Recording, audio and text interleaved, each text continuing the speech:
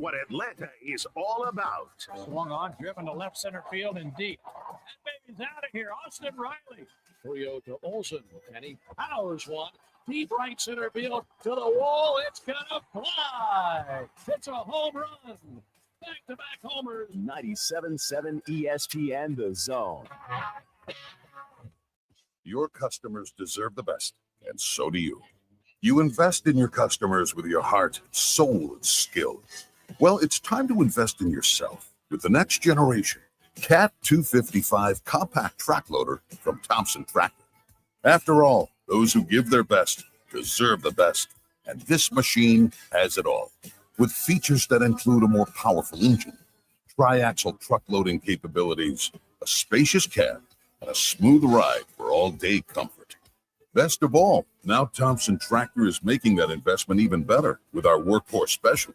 Get 0% financing for 36 months on the purchase of a new Cat 255 compact track loader that comes with a 3-year warranty. You also get a 74-inch bucket and 1,000-hour filter kit. But hurry, this offer is only good through June 30th. Visit ThompsonTractor.com for details. Thompson Tractor, we're here for you. Since 1983, Berkshire Hathaway Rise Real Estate's Ann Adams has been your local go-to real estate expert in the area. As a buyer, you can trust Ann's in-depth knowledge of the local housing market to narrow available properties down to those you'll be interested in, saving you time when shopping for a new home. When you're ready to sell, Ann's expert negotiation skills will ensure you get a fair price and hassle-free experience. Call Ann Adams today at 256-337-2625 or email annadamsrise@gmail.com. I'm here with Thomas from Talkin Heating and Air. With the temperatures going up and temperatures going down right now, now is a good time to get your heating and air system looked at. Thomas, when somebody calls, you guys answer. That's right. The phones are staffed by us. They're manned 24/7. We're ready to come out and take care of you that day. How do they give you guys a call? You give us a call at 256-503-4490. And you can find you guys on the World Wide Web at TalentHVAC.com. And now is a good time to do this because you guys are offering a special deal. That's right. We're doing $49 tune-ups this spring. We're also doing free second opinions. We offer that year-round. Somebody comes out, they say you got a bad compressor, leaking a refrigerant. Give us a call, see if we can save you some money. Thomas from Talkin Heating and Air. Thomas, one more time, that phone number. 256-503-4490. AL certain number 21014. The Atlanta Braves. Franks one high in the air to deep left field. That's going to fly. It's a 3-run homer. And Sean Murphy off the injured list and onto the stat page with a 3-run homer off Zach Wheeler. All season long on 97.7 ESPN The Zone.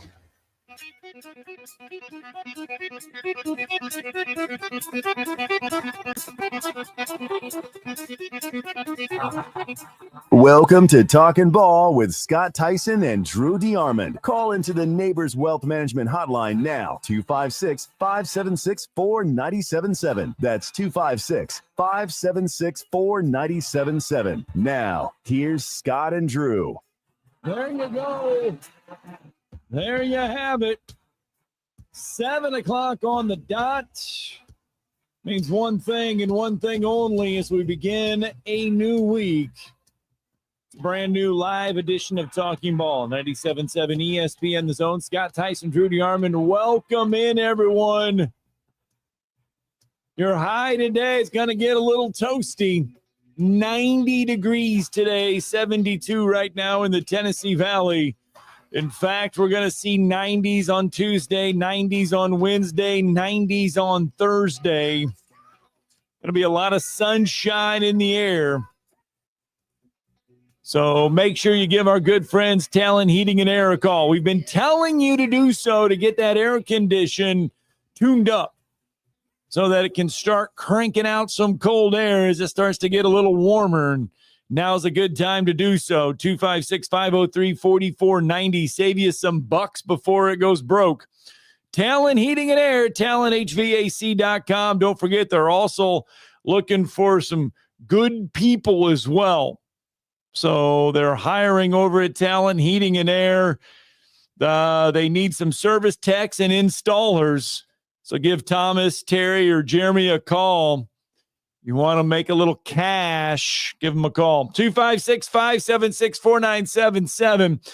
That's how you can join us this morning as we get you started on a new week. College baseball has been put to bed. We've got a national champion, and no surprise here, it comes from the Southeastern Conference. College football conversation as the countdown continues towards a new college football season. We're 61 days, 4 hours, 57 minutes, and 13 seconds away from the start of a new college football season. So we got a couple questions to throw out there as far as college football goes, and we got a new lawsuit in college football. We also have an NBA champion as well, as Game 7 of the NBA Finals in the books last night. We also got Major League Baseball as well. The Atlanta Braves, as long as they're not playing the Mets, they lose. But if they're playing anybody other, if they're playing the Mets, they win. Anybody else, They suck. they struggle. They suck. But college baseball from yesterday, my friends, this is how it sounded in Omaha, courtesy of the LSU Sports Radio Network. One out, bottom of the ninth. Runner at first.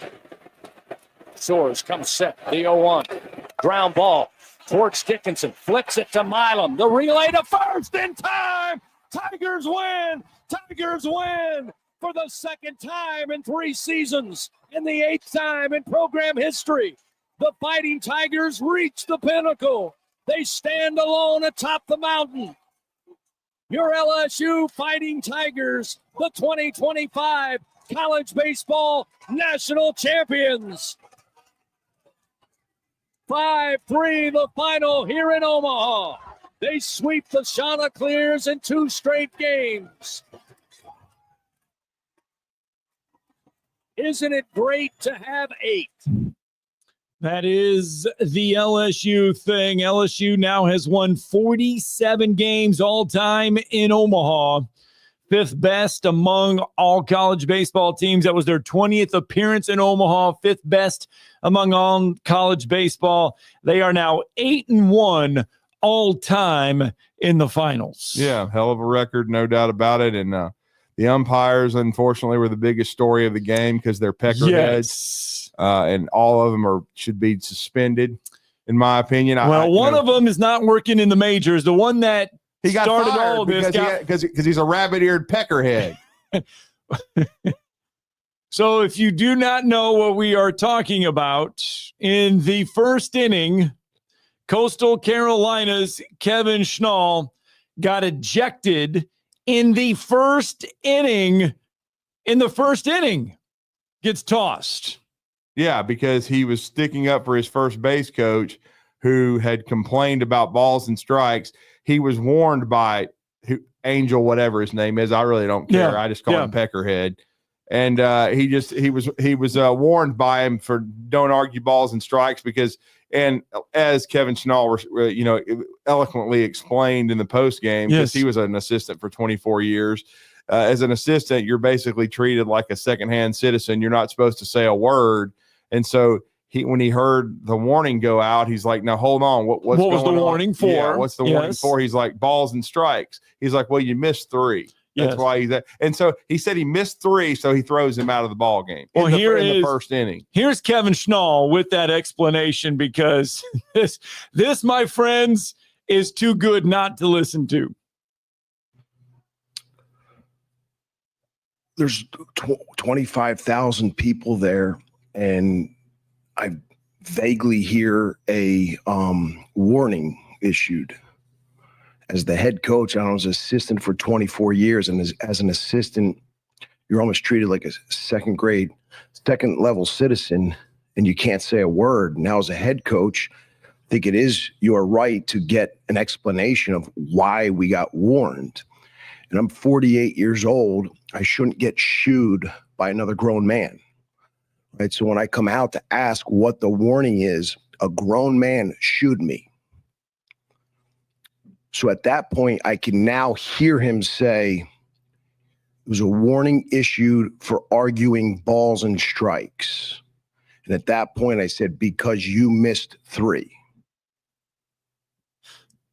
At that point, ejected.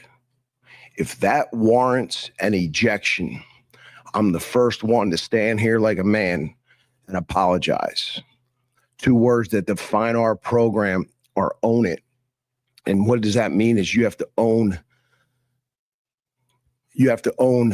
everything that you do without blame, without defending yourself, without excuses. If you guys watched the video, there was a guy that came in extremely aggressively, tripped over Campos's foot, embarrassed in front of 25,000, immediately goes 2-game suspension and said, bumping the umpire. Immediately does that. There was no bump. He was embarrassed. I shouldn't be held accountable for a grown man's athleticism. They'll retract it, though, because now it's excessive. And the reason why it's excessive, because I was trying to say, I didn't bump him.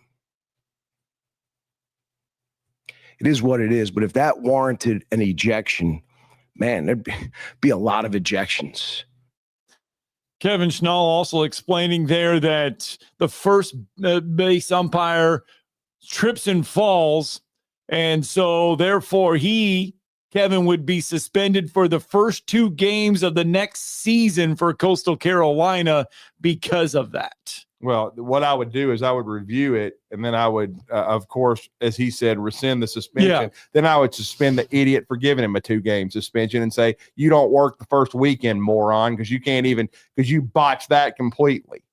Okay? You flopped worse than Vlade Divac, and then you come up and you bounce up and say 2-game suspension because the crowd, because they couldn't believe he fell. But you can tell he wasn't bumped. No, he was not bumped. He's just a schmuck who can't walk a straight line and would fail a sobriety test sober. Yes. Again, I applaud Coach for calling them out because they don't ever make these morons answer for they don't. when they screw up. And Angel Campos is the umpire we were talking about behind the plate. He was the one that was fired by Major League Baseball. He was let go by Major League Baseball and somehow ended up working the championship series for college baseball. I mean, you cannot be that rabbit-eared in a national championship game where there's going to be some emotion. Yes. Okay? Yes. You can't. It's not about you, jackass. It's about the players, and you're making it about yourself. Well, think about this. You don't have to ever answer for it because they don't ever make you sit in front of the media and have to say, hey, why did you do that? And then, of course, Mr. Balance Beam over here, he should have to, hey, man, he didn't really bump you. Why did you give him a 2-game suspension? Because you can't walk a straight line? Well, think about college baseball. The biggest story going into the College World Series was all of this antics by all of the players. Right. Everything that's going on in college baseball. Yes. But that's not what somebody gets ejected for in the College World Series. And I can they got understand the warning for that. this. Yes. Yes. But you get ejected for this? For this. I mean, I'm like, I everything couldn't believe that's it when going I on. saw it. I was like, you have got to be kidding me. I mean, and Chris Lee's going to come on with us at the top of the second hour, and he had a different opinion. He thought that it was warranted, I guess, for Schnall to be ejected because of saying he missed 3. But I don't, and I have a different thought on that. I'm sorry. I mean, to me, you've just got to. You've already warned, the first base coach. You warned Schnall and just be like, hey. No arguing. No more. You got your one word in. Yes. No more. And then go back to calling the game. But the moron's already been fired from the major leagues for being rabbit-eared and terrible at his job. And by the way, he missed the call. I mean, the ball was inside, of course. Right. I mean, but again, and we've got some really good officials around here, okay, and led by Ron Alexander, who's a Hall of Famer and who's been on that level in the College World Series on softball. But still, I just thought who's now the director of officiating for SEC softball. I just thought those 2 umpires totally blew everything. Right. And I mean, and the first base umpire, I mean, come on, dude. Everybody could see that he didn't touch you and you tripped and you're trying to play it off. Oh, 2-game suspension.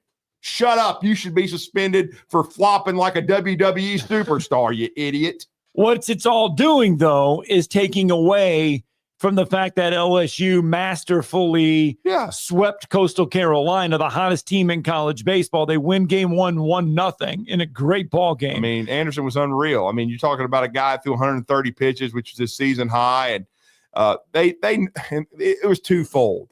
One, the guy was, pitching an amazing ball game, and then two, it's the last time he's going to pitch at LSU. Everybody understands he may go number 1 overall, but regardless, he's going to be a top 5, top 10 pick, and they emptied the tank. He wanted to finish the game. They allowed him to get the 3-hit shutout. He struck out 10. He was completely dominant, Cade Anderson was. So he was the story of game 1. The sad thing is I thought, Coastal competed really well. They just couldn't get the big hit. They had runners on, but you got to give, LSU's pitching staff a ton of credit. I mean, that's why, they had a chance to win it, because I don't think this team is nearly as good as the 2023 team, but every year is different. And LSU, you pointed out, they've got an 8-1 record in the finals. So they don't, when they get these opportunities and they put those gold jerseys on, they're really tough to handle. Arkansas had a chance to push them to an if game, should have, blew that opportunity. And when you open the door for LSU, it's tough.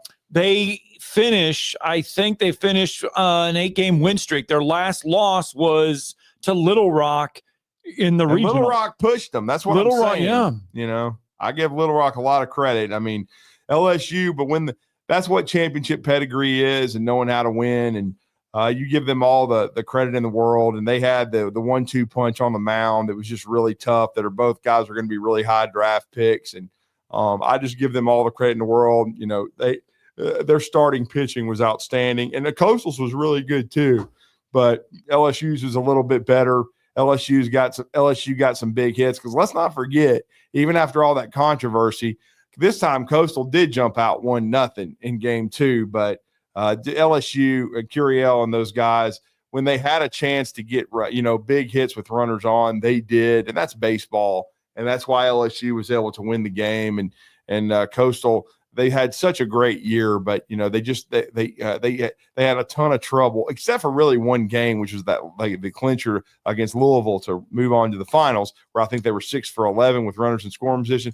The runners in scoring position hurt them all, the entire week, so to speak, in Omaha. And so it's just tough to come through and win a World Series when you're having trouble with the runners in scoring, and you don't have a lot of thunder in your lineup. They don't have a lot of power, so they don't rely on the long ball, and you're pitching in a pitcher friendly park over there in TV Ameritrade. And so the wind was blowing out a little bit yesterday, and they took advantage of it, taking 1-0 lead. But it just was, LSU was just too much, and you got to give their pitching staff a ton of credit.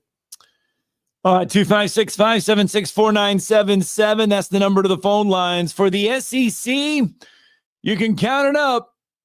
That's 6 straight titles for the Southeastern Conference in college baseball. 7 of the last 8, 8 of the last 11, and 11 of the last 16 for the Southeastern Conference when it comes to college baseball. Let's get our first break in. 256-576-4977. Phone lines open to you when we return.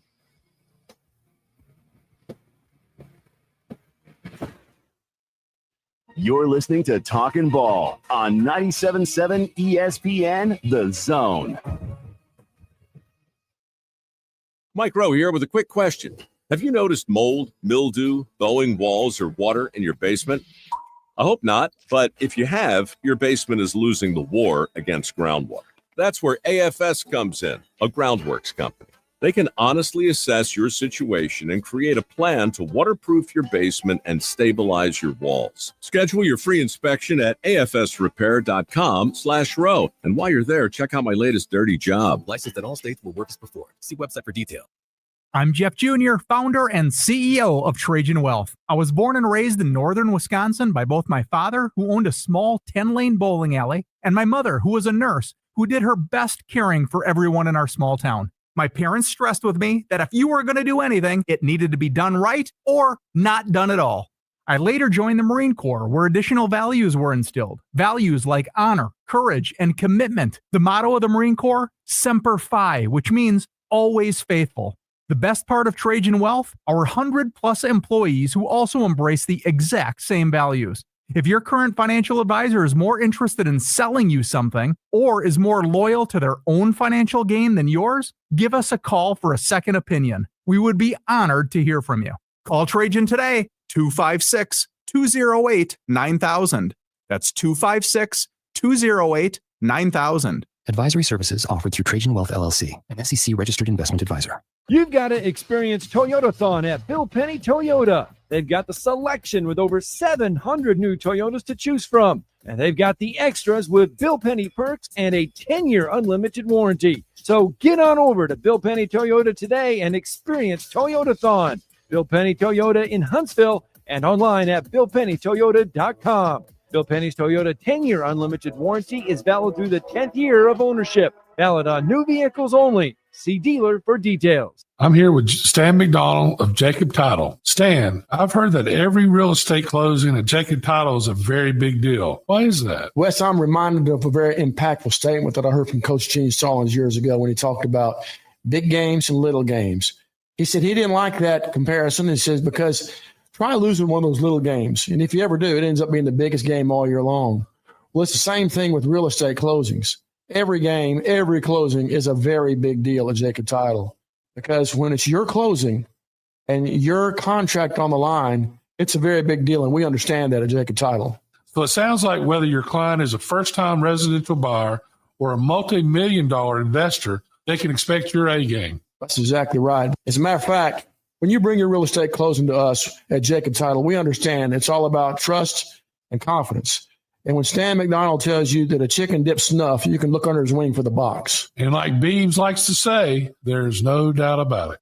When the biggest names in aerospace, financial services, and electronics needed office and manufacturing space in Huntsville, they called Samples Properties, and they've been doing it for over 40 years.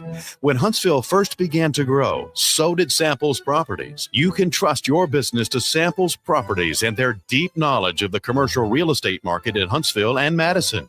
When you're in the market for commercial real estate and you need a partner who knows how to make your plans come together, Samples Properties can guide you through all the legal, financial, and regulatory hurdles. And if you just need office space to start or grow your business, Samples Properties is the call you need to make. Go to samplesproperties.com to see the impressive list of clients that have profited from the knowledge and integrity of Samples Properties. For commercial real estate development and consultation, trust your business to Samples Properties, with offices on Madison Street in downtown Huntsville. Samplesproperties.com. Ball with Scott Tyson and Drew DeArmond. Weekday mornings beginning at 7 a.m. Only on 97.7 ESPN The Zone.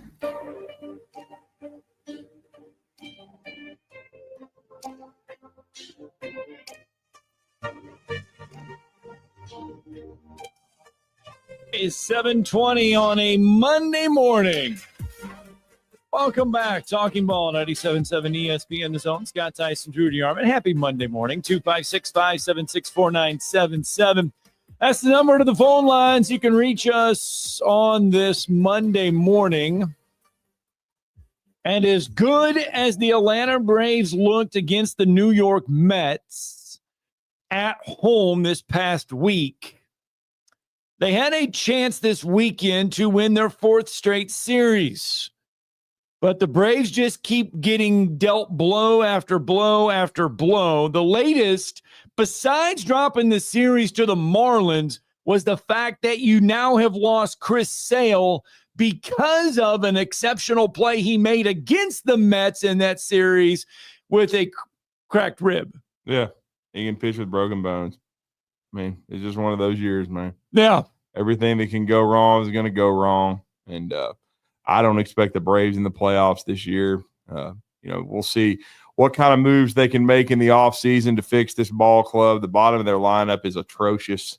I mean, you got like 4 guys hitting 225 or lower in that range. Are you waving the white flag right now? Pretty much. I mean, look, I know you got a series with the Mets coming up this week. I know, and then with the expanded, wild card, 2 wild cards now, you definitely got a chance to get back in it. 7 games back of a wild card spot, 11 games back of the Phillies in the East. Yeah. So, and the Mets aren't even in first place now, but it is what it is. It's just one thing after another just keeps happening. I guess I may change my mind depending on what, Anthopoulos can get done at the trade deadline. If he gets anything done, where do you start if you're Anthopoulos? The bullpen. The bullpen? The bullpen is god awful. So you've got to find some arms in the bullpen that can help out the starting pitching. I mean, the starting pitching, even with all the injuries, now that it looks like Strider is coming back and becoming his old self, losing Smith Shawver, that hurts. I mean, he was. It looked like he was turning the corner, but again, those things happen. Bryce Elder's been decent, and I'll just be honest, it's hard to find really good starting pitching, and so I'm not anticipating a big time starter being out there on the block unless they go back and get Charlie Morton again and throw it. Maybe, give a minor league prospect to get Morton back, but I don't see that happening. Right. I just think you need to try to attack the bullpen, maybe get a couple of arms that can potentially help, hopefully, that are better than the crap that we've seen so far. And then, maybe some of these guys that have these track records, you would hope, because Sean Murphy's not hitting, Money Mike, Michael Harris is not hit all year. He had a brief moment where he started seeing the ball well, but he's back to struggling. Ozzie Albies has not been himself. If some of those guys, if Nick Allen, if they can pick it up, because they're the weakest link right now, the bottom of that lineup, if they can start hitting, then the Braves could make a run at potentially one of these wild cards. But to me, they've got to address the bullpen because I just don't see frontline starting pitching being available. All right, so the series starters, Braves making that trek up north today. They will take on the Mets. Spencer Schwallenbeck getting the start, probable for Monday. Spencer Strider on Tuesday. Didier Fuentes. Who? He's the young cat that who he's going to start on Wednesday, and Grant Holmes is going to start on Thursday. Those are your probable starters for the Mets series this week for the Braves. Hope the young kid does well, but like I said, I don't know who the hell he is. So. Right. So and you remember, I can't watch it, so I've never seen him. Remember, the Braves lined up the rotation against the Mets this past week so that Chris Sale would hopefully pitch again. He would have pitched in that spot. He would have pitched in the spot again against the Mets, so he would have faced them twice. He would not have pitched in that Florida series, and then he would have pitched against the Mets, but he's out, so now that's what you got. Right. In case you need to know, the Phillies lead the East. The Astros lead the AL West. Cubs lead the NL Central. The Dodgers lead the NL West. The Tigers still leading the AL Central by 8.5 games over the Guardians. And the Yankees lead the AL East by 2.5 games over the Tampa Bay Rays. And look, I saw this something on this weekend, and because he returned to Wrigley Field and all this crap, and I guess he gave the apology. Oh, Sammy. Wanted. But I mean, give me a break here. I tend to agree with the rant that I heard. Like, why are you making him apologize? You knew he was taking the steroids. My God, he swung a bat one time and 50 bouncy balls came out of it, bro. Yeah. It was a corked bat. Yeah, I mean, it was a corked bat. I mean, yes, I'm sure. And when he was young, Johnny Boy had some of these bouncy balls. There's 50 of them in there. All right, and so nobody had him apologize then. Nobody had him apologize when it was.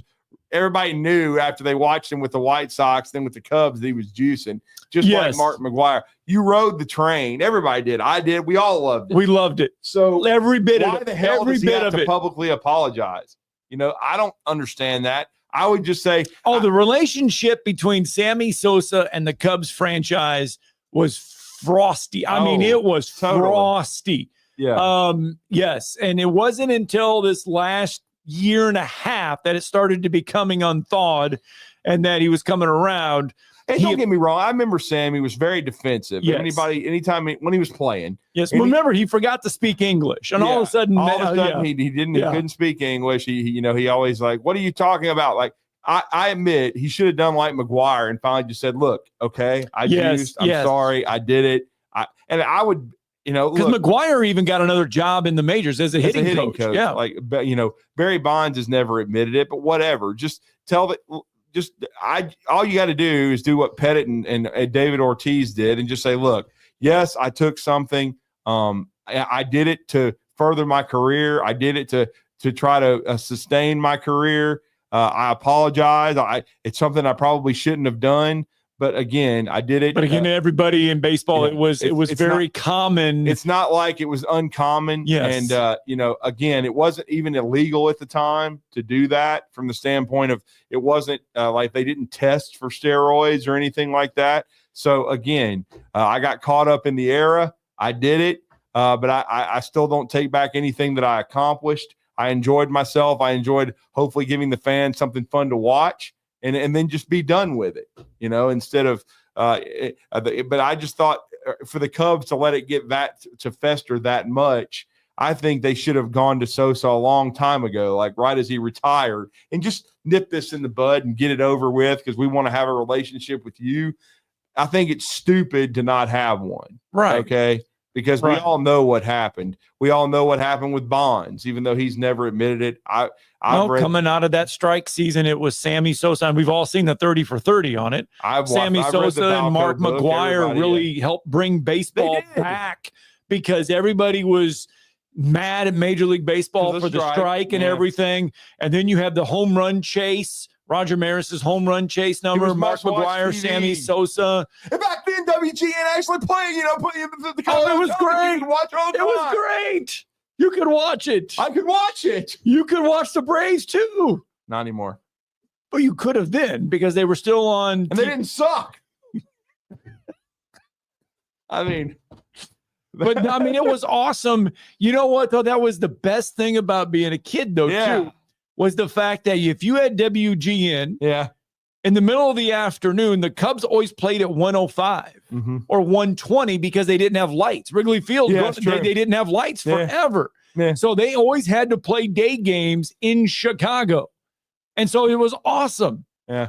It was awesome. And then I had one of the shirts when McGuire broke the record. Yeah. I mean, with the date of every home run hit on it. I mean, Look, all these people, and this is just the era. It's the era of baseball that back then there were people that were celebrating Sammy Sosa and Mark McGuire so hard. Yes. I mean, they were celebrating.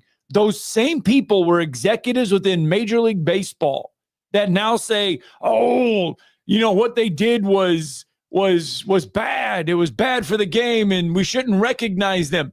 Those are the same people that were celebrating it because Major League Baseball was becoming the glamorous thing and it was working its way back from the strike and everybody was so happy. They were celebrating it. And then the moment that it actually becomes, oh, you shouldn't have taken that stuff. Now we're going to ban you and curse you and, how dare you? Well, I think Mark McGuire took some heat for several days, but I think it subsided pretty quick, honestly. Because look, everybody knew. Okay, I knew. Everybody knew that with as big as Sammy Sosa was, and you saw him, when he was early in his career with the White Sox, and even McGuire, and then and Canseco, everybody knew what they had done. And then, was I slightly surprised when Pettit got busted? Yeah, because he didn't really look it. He didn't fit that mold that you were looking. But I wasn't. I'll be honest with you. I wasn't surprised with David Ortiz or even Rafael Palmeiro, because if you followed Rafael Palmeiro's career at Mississippi State and at of course with the Cubs and all, he was a good hitter, a really good hitter, had power, but he didn't have 500 home run power. Okay, he ended up with 500 homers and 3,000 hits because he juiced to extend his career. Okay, let's understand something. That's what he did. Okay. Yeah. And then, but my problem with guys like Palmeiro, he always still calls it a mistake. He's never really even come out and said he did it. Just blatantly did it, which he did. Everybody knows that. Yeah. Canseco got vilified because he told the truth. Okay. And he was going to tell the truth on everybody. Yeah. And he said, I injected Palmeiro. Do I believe he did? I said, damn, absolutely I do. Because they played together in Texas. But and that's the one thing I'll give Canseco, because I loved Jose when I was a kid because he came through Huntsville and he became the first 40-40 guy.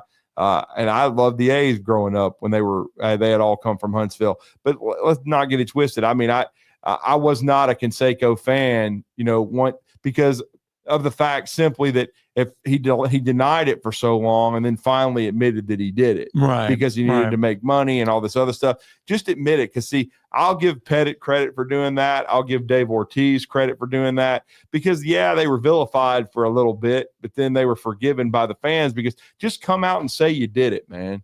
I agree. You're not gonna. It's not. But some of these guys are so vain and they're so scared, like Pete Rose with the gambling. If Pete had just come out and said he did it and why he did it and never bet against his team, I think he would have already been in the Hall of Fame. But if you just keep lying, it just makes it worse. Just like Roger Clemens, he's never admitted that he juiced, but everybody knows he did to extend his career, because he was one of the more vain guys too.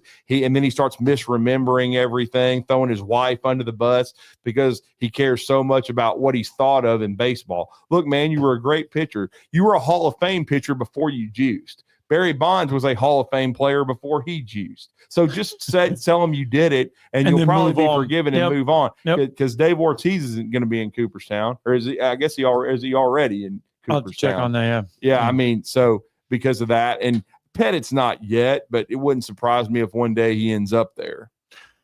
All right, we got to end up in a break. I know Bryce is holding, but we got to get a break in. When we come back, we'll get out to the phone lines, 256-576-4977.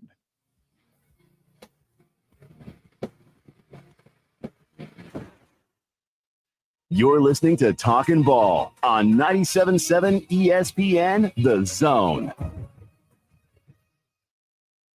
Your Fox 54 weather brought to you by Tellini's Italiano.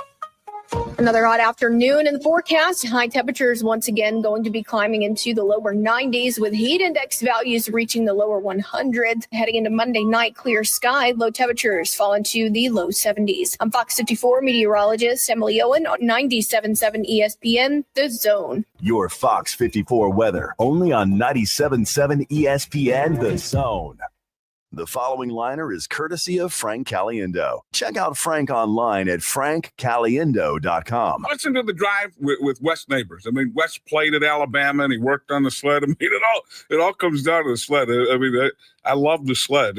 Wes knows what I'm talking about. But as for Steve, Steve, he's one of those guys. The only sled he knows about was the one on Snowy Hill. Boom.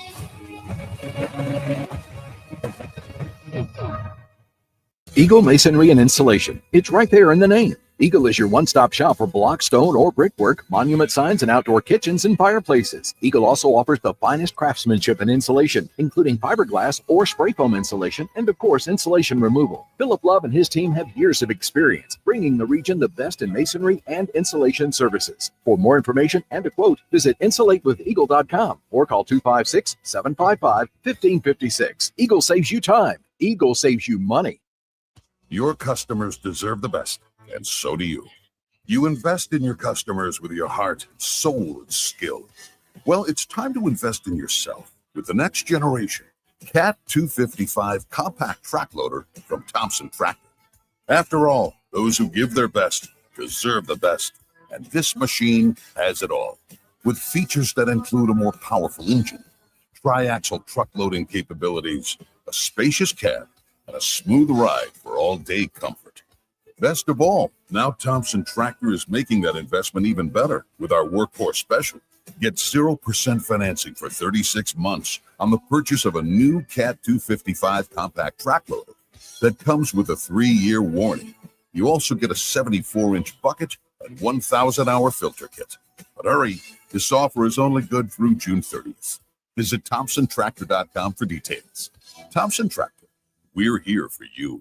The state's largest orthopedic group is growing to meet the needs of the patients in our community. The Orthopedic Center has long been the most trusted name in orthopedics in North Alabama. So as our area continues on the fast track, so does the need for premier orthopedic care anywhere and anytime you need it. TOC is proud to announce the opening of our new locations in Albertville and Hampton Cove, along with the grand opening of our newest office in Decatur. These clinics will offer the same high-quality orthopedic care you have come to associate with TOC with the convenience of being closer to home. As a patient, your time is your most precious asset, and we recognize that at TOC. That's why we are also proud to announce the opening of our urgent ortho clinics to handle those bumps and bruises that need prompt attention. These clinics are available to care for acute orthopedic injuries with no appointment necessary. With 38 physicians, 20 centers of excellence, and now more than a dozen locations to serve you, TOC will continue to be the name you turn to for the best orthopedic care at the right time. Visit our website at visittoc.com for more information. TOC, helping you live a better life. The Atlanta Braves. 3-2. Swung on, ground ball up the middle. Let's go for a ride. Here comes Eli. Across the plate standing. Braves win. Never gets old, does it? All season long on 97.7 ESPN The Zone. What's happening? What's happening? What's happening is LSU celebrating their college baseball national championship. 8-1 all-time, 8th championship in school history for the LSU Tigers. Starting in 91, so Yeah. an amazing run for LSU. You look at the LSU baseball history and everything that they have done.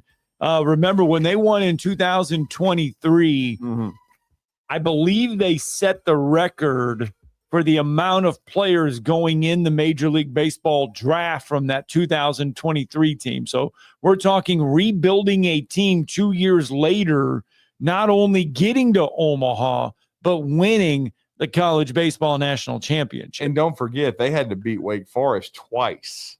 They had to come out of the losers bracket. And that Wake Forest team was an unbelievable squad as well. But kudos to Jay Johnson, second time in 3 years since he came over from Arizona. They just did an amazing job of getting hot at the right time, and that's what baseball is. I don't know. I never thought this team until they won game 1-1-0. I thought, well, maybe they can win it. I just wasn't sure that they had a deep enough lineup. And then, of course, if they got pushed to a game 3 with their pitching staff, but that didn't happen. Because Ianson was unbelievable. We just talked about Cade Anderson. He was special, and LSU rode that and some timely hitting to win their 8th national title. And we're going to talk about that with the Southeastern 16 co-founder and publisher of Vandy 247, Chris Lee, who's been kind enough to join us for a few minutes. Chris, good morning. Hey, good morning to you. Good morning, sir. Yeah. And Scott and I, we let off the show. It's sad that a lot of the headlines of this is about what happened with the umpires and the coaching staff at Coastal.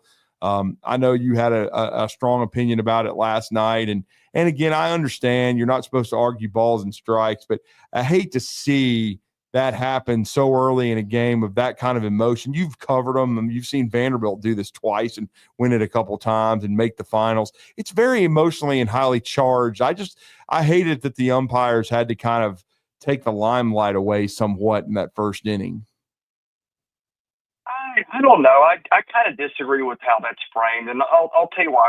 I'm going to keep this very simple. These are not trick questions. Okay, LSU in the in game 1, an errant pickoff throw or throw to first or whatever it was now hits an umpire.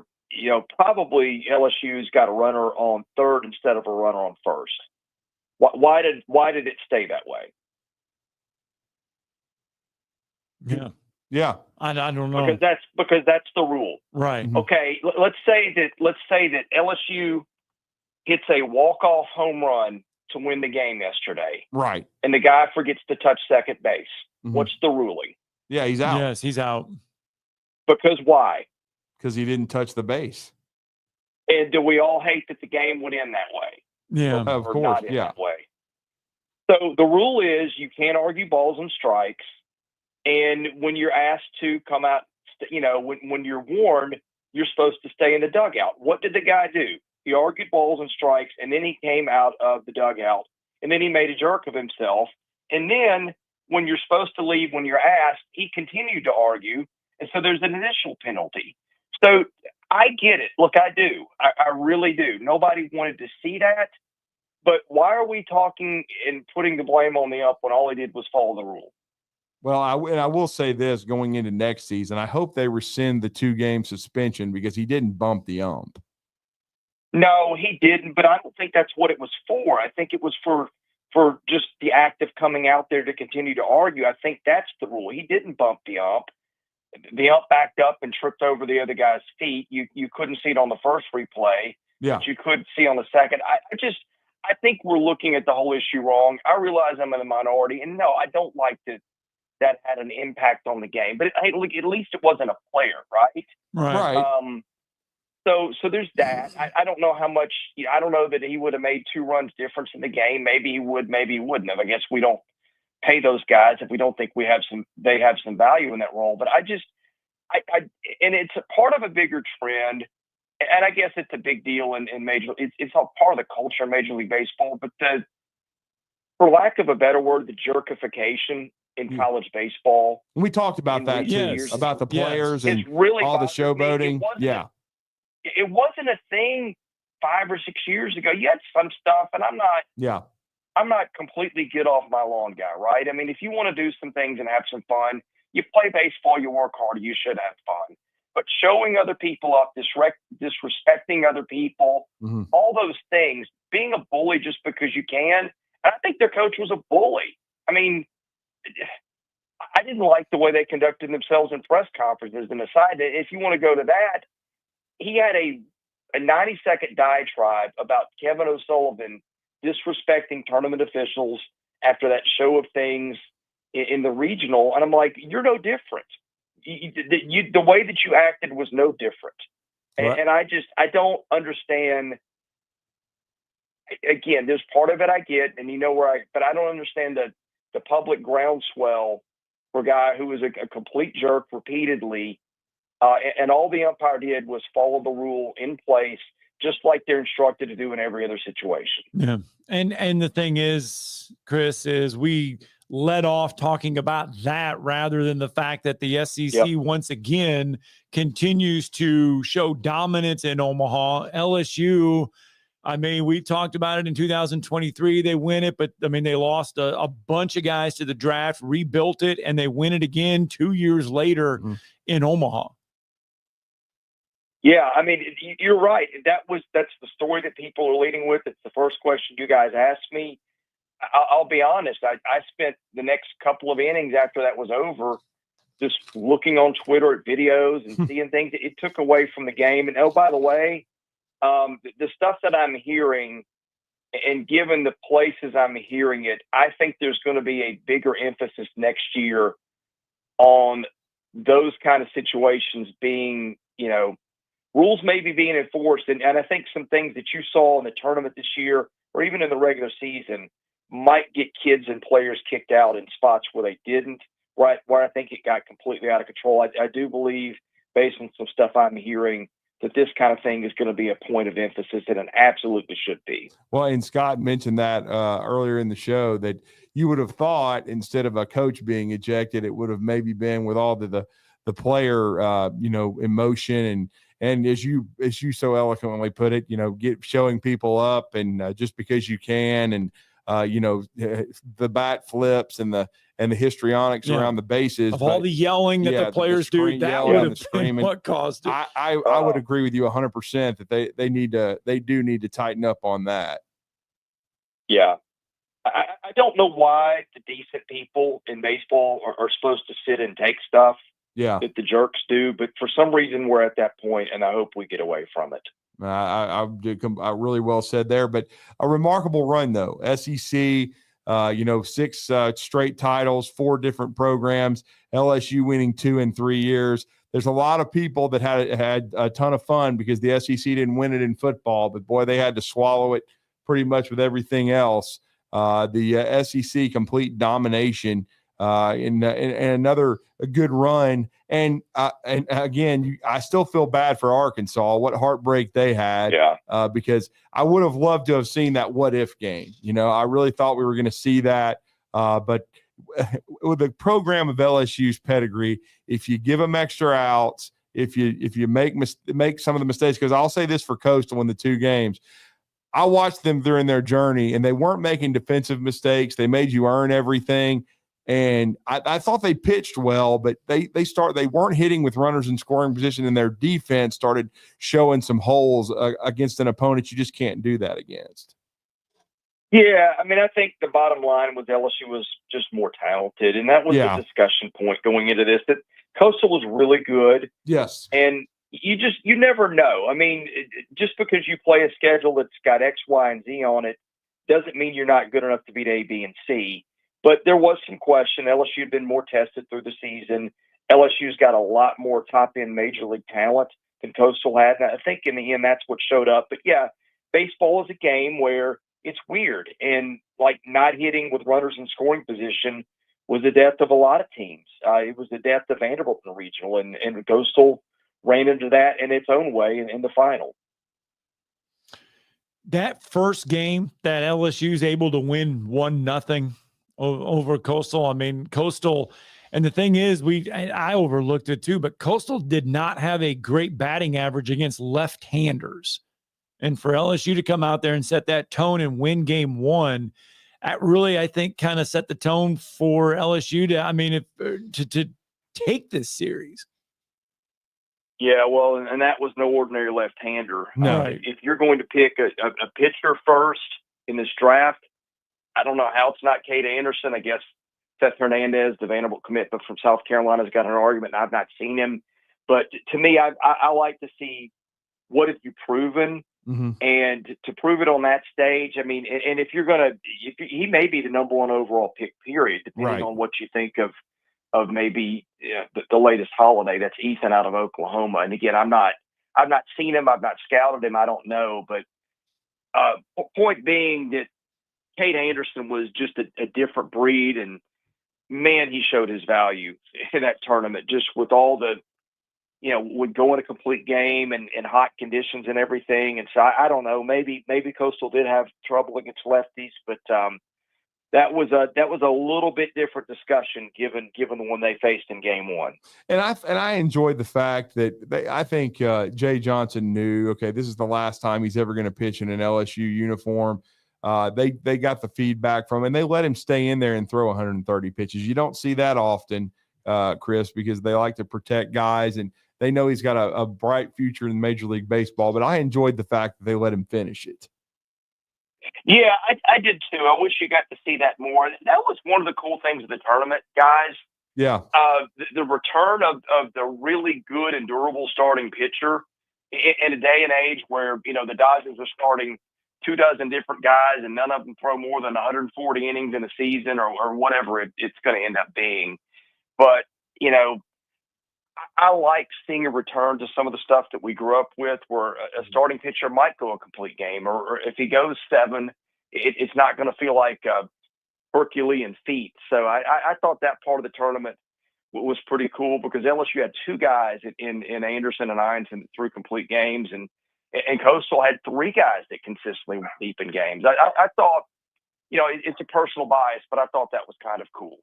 It is. And now we go toward the draft. I guess it's in a couple of weeks, but certainly it'll be SEC heavy. And now we'll see, the end of the transfer portal. I know we had some more movement. I just was catching up on it. I saw where Texas lost one of their better hitters to the portal. He's wanting to go back to the West Coast, where he, of course, is originally from. But it's so far, I think until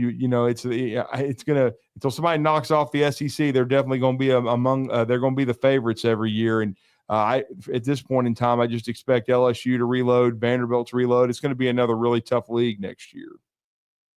Well, everybody laughs at the SEC motto. It just means more, but I think it's really accurate, especially in baseball. The league has spent more on baseball than I'm sure anybody else has. The ACC has put some money into it too, but not like the ACC. yeah, between the pedigrees, the history, the tradition, the coaching, and what they put into it, there's no reason to think that the league is going to fall off anytime soon. Mm-hmm. Yeah, it's not going to, but we appreciate the time, and we appreciate, you joining us throughout this entire process. You guys at Southeastern 16 do a unique thing. You cover baseball unlike anybody else. You do a great job, doing your mock regional draws and everything. And you're usually spot on with how this is going to play out. Of course, we know in another month, you'll be out there at SEC Media Days. We look forward to seeing you in Atlanta. Y'all are going to switch to football, but kudos on another job well done with Southeastern 16. We appreciate the time. Yeah, thanks. We put a lot of time into it, and I've got some ideas that where we can maybe be even better next year. And by the way, we're going to continue to cover this with portal stuff, with the MLB draft, and follow it, and maybe even do some way too early rankings for next year once the dust is settled on all this. Thank you, sir. Well, thanks, Chris. Thank you, guys. Have a great day. Let's get a break in, wrap up Hour 1 next.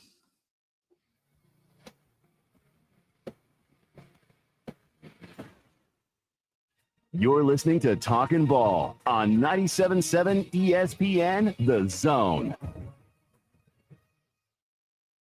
Specializing in simple and affordable rentals, McCurry Van and Car Rental can make sure you have just the right vehicle for your next family vacation, weekend getaway, or if you just need transportation while your vehicle is being repaired. McCurry carries Ford Transit vans and Mercedes Sprinter vans, trucks and work vans, and more. And they offer discounted rental rates for long-term rentals. Now with 4 locations: Athens, Muscle Shoals, Coleman, and Huntsville. Log on McCurryRentals.com to make your reservation now. That's McCurryRentals.com.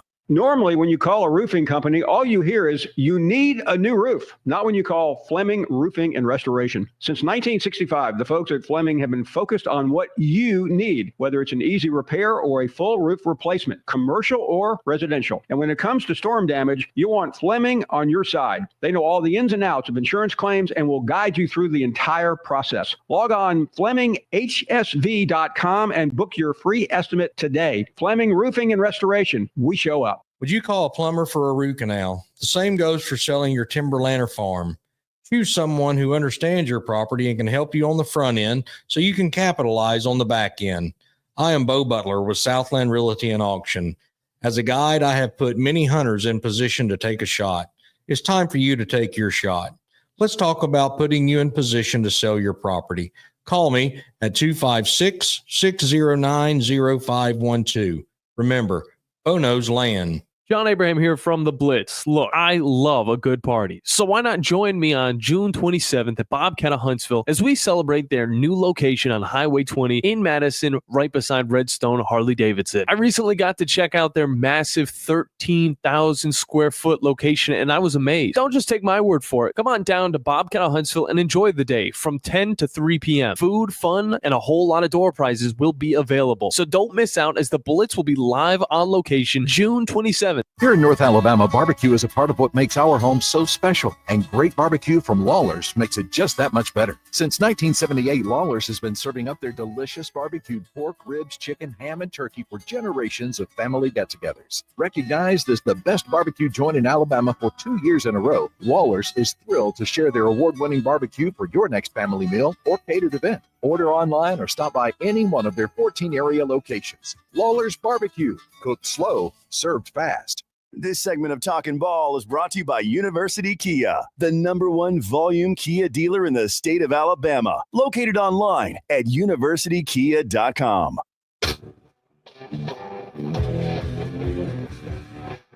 Welcome back in. Welcome back in. Talking Ball 97.7 ESPN, The Zone. Scott Tyson, Drew DeArmond. Congratulations to our man, Luke Burnett. Yeah, got married. And his wife, his now wife, Holly. Yeah. They got married over the weekend.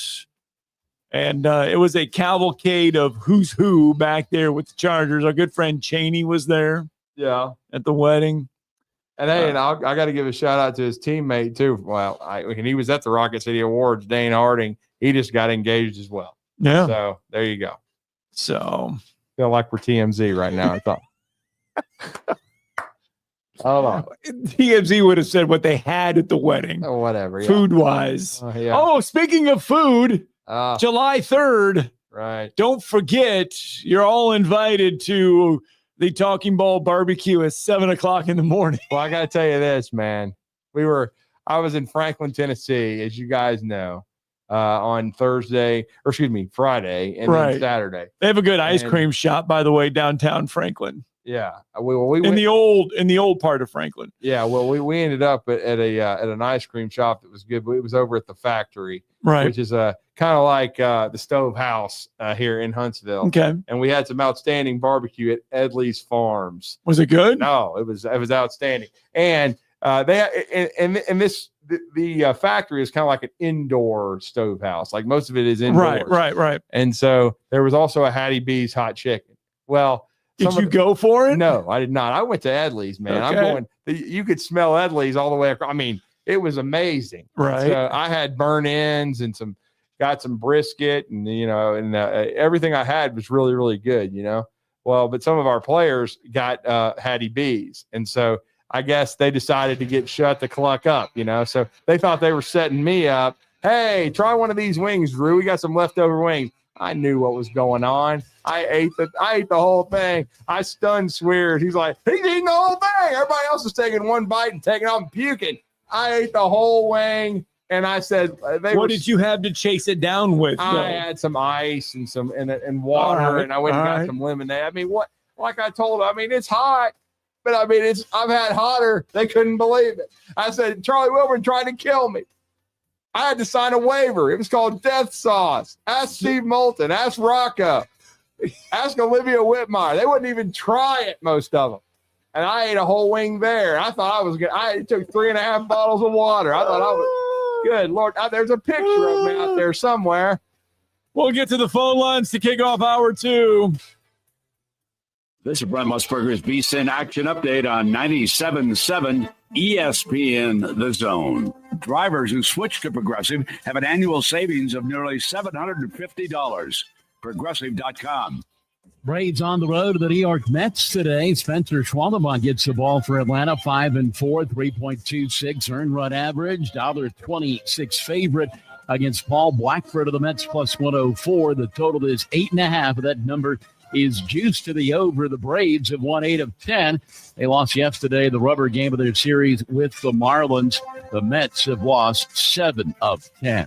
Game 7 NBA Finals last night. Thunder over the Pacers, 103-91. Thunder, the plus 240 favorite to repeat as champion. Knicks and Rockets plus 750. Cavaliers are 9-1. For more, go to VSIN.com. Mike Sennett, 97.7 ESPN The Zone. WCZN, Union Grove, Huntsville, Alabama. 97.7 ESPN The Zone. SportsMed is the official team physicians of the Rocket City Trash Pandas. And if the pros trust SportsMed, you can too. SportsMed provides every service you might need for complete orthopedic care, specializing in orthopedic surgery, sports medicine, joint replacement, spine surgery, neurosurgery, and podiatry. And they offer their own brace shop, in-house full-body MRI, physical therapy, walk-in clinic, and so much more.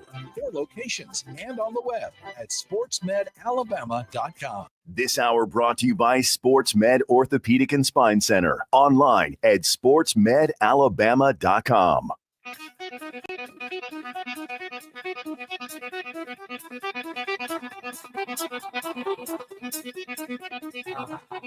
Welcome to Talkin' Ball with Scott Tyson and Drew DeArmond. Call into the Neighbors Wealth Management Hotline now, 256-576-4977. That's 256-576-4977. Now, here's Scott and Drew. Orthopedic Surgery and Spine Center helping us get everything in order for hour number 2, dedicated to providing care that improves lives. I think next Tuesday, Dr. Ricks will be with us next Tuesday.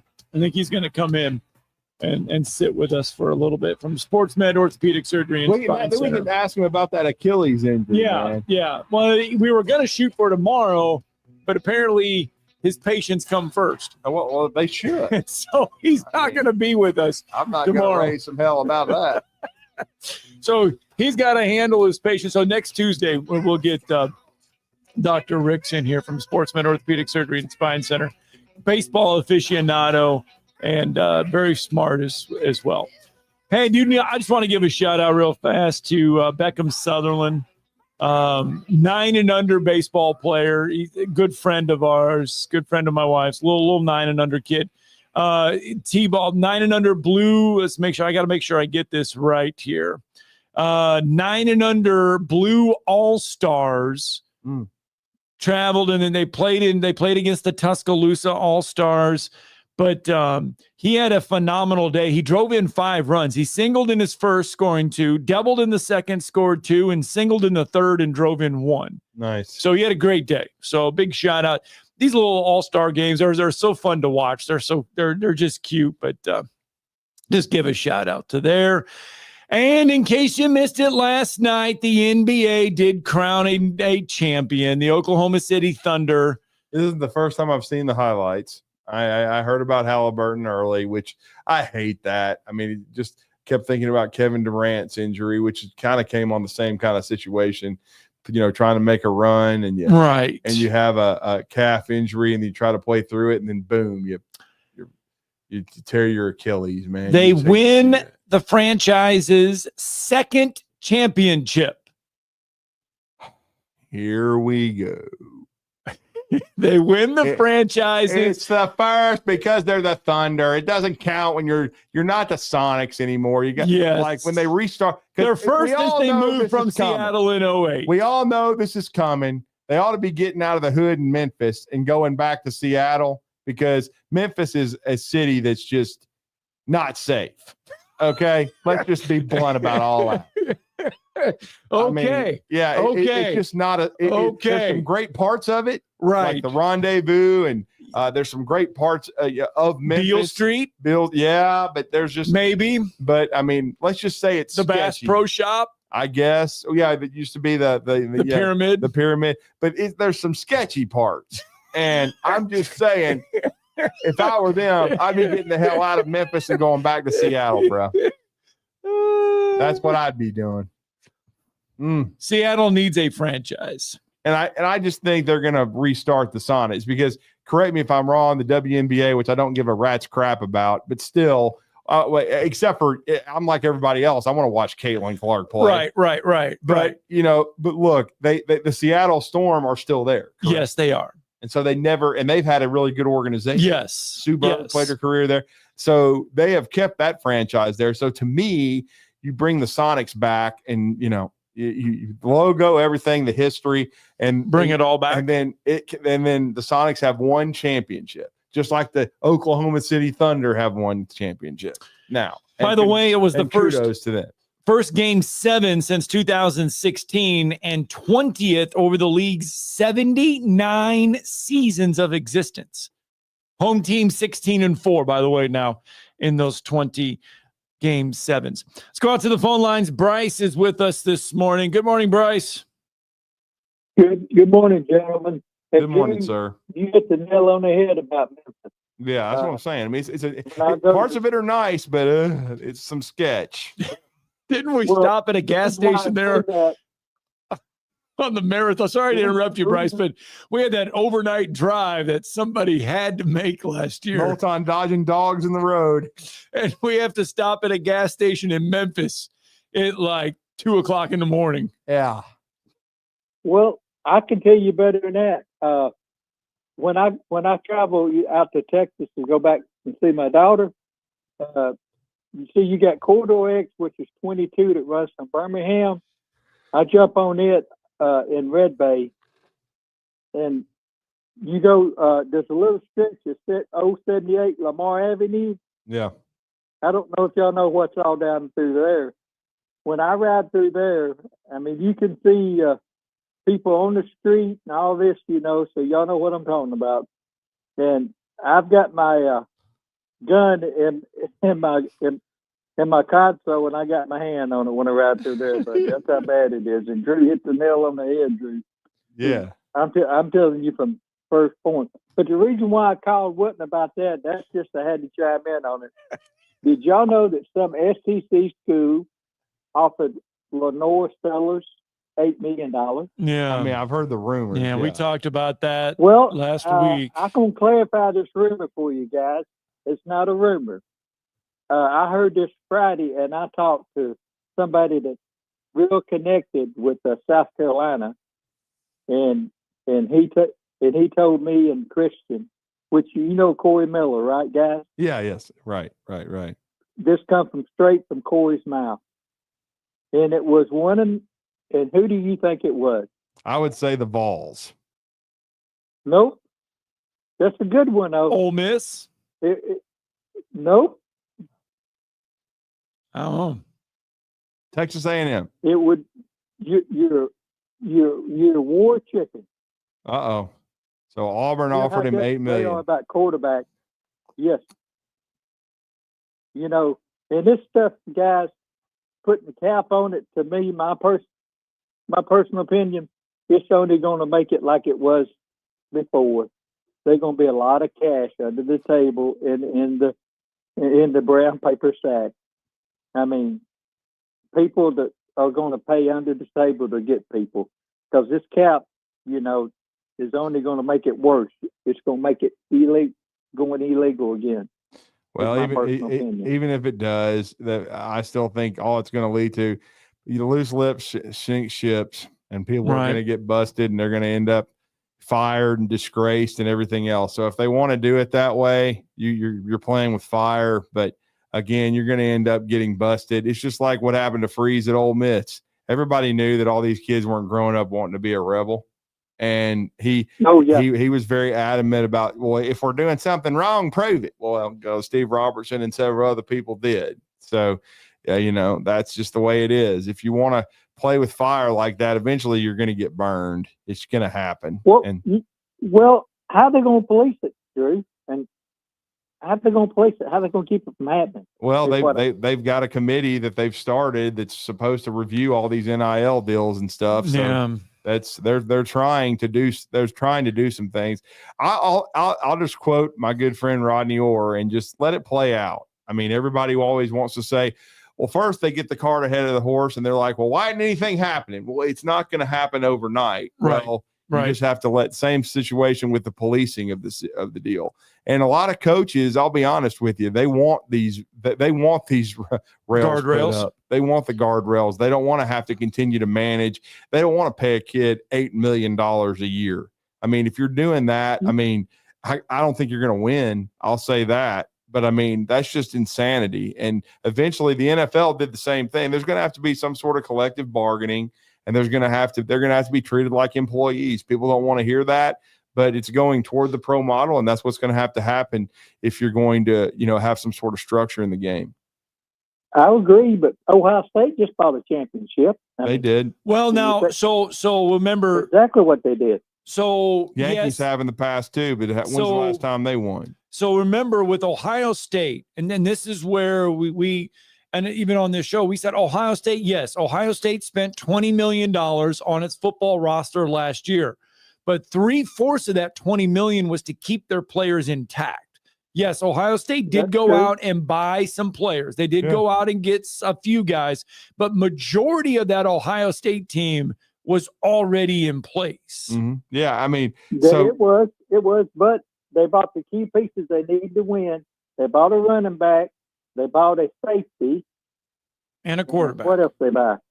They bought it. They got it. Will Howard, the quarterback out of Kansas State. They got the center from Alabama, Seth McLaughlin. They did a good job supplementing that. So, but again, they won this year. But they if you go back and look at the era, that was the first time they'd won in over a decade. So they did just because, and we'll see if Texas wins because and Texas Tech is spending a ton of money right now. I don't think they'll win it in football.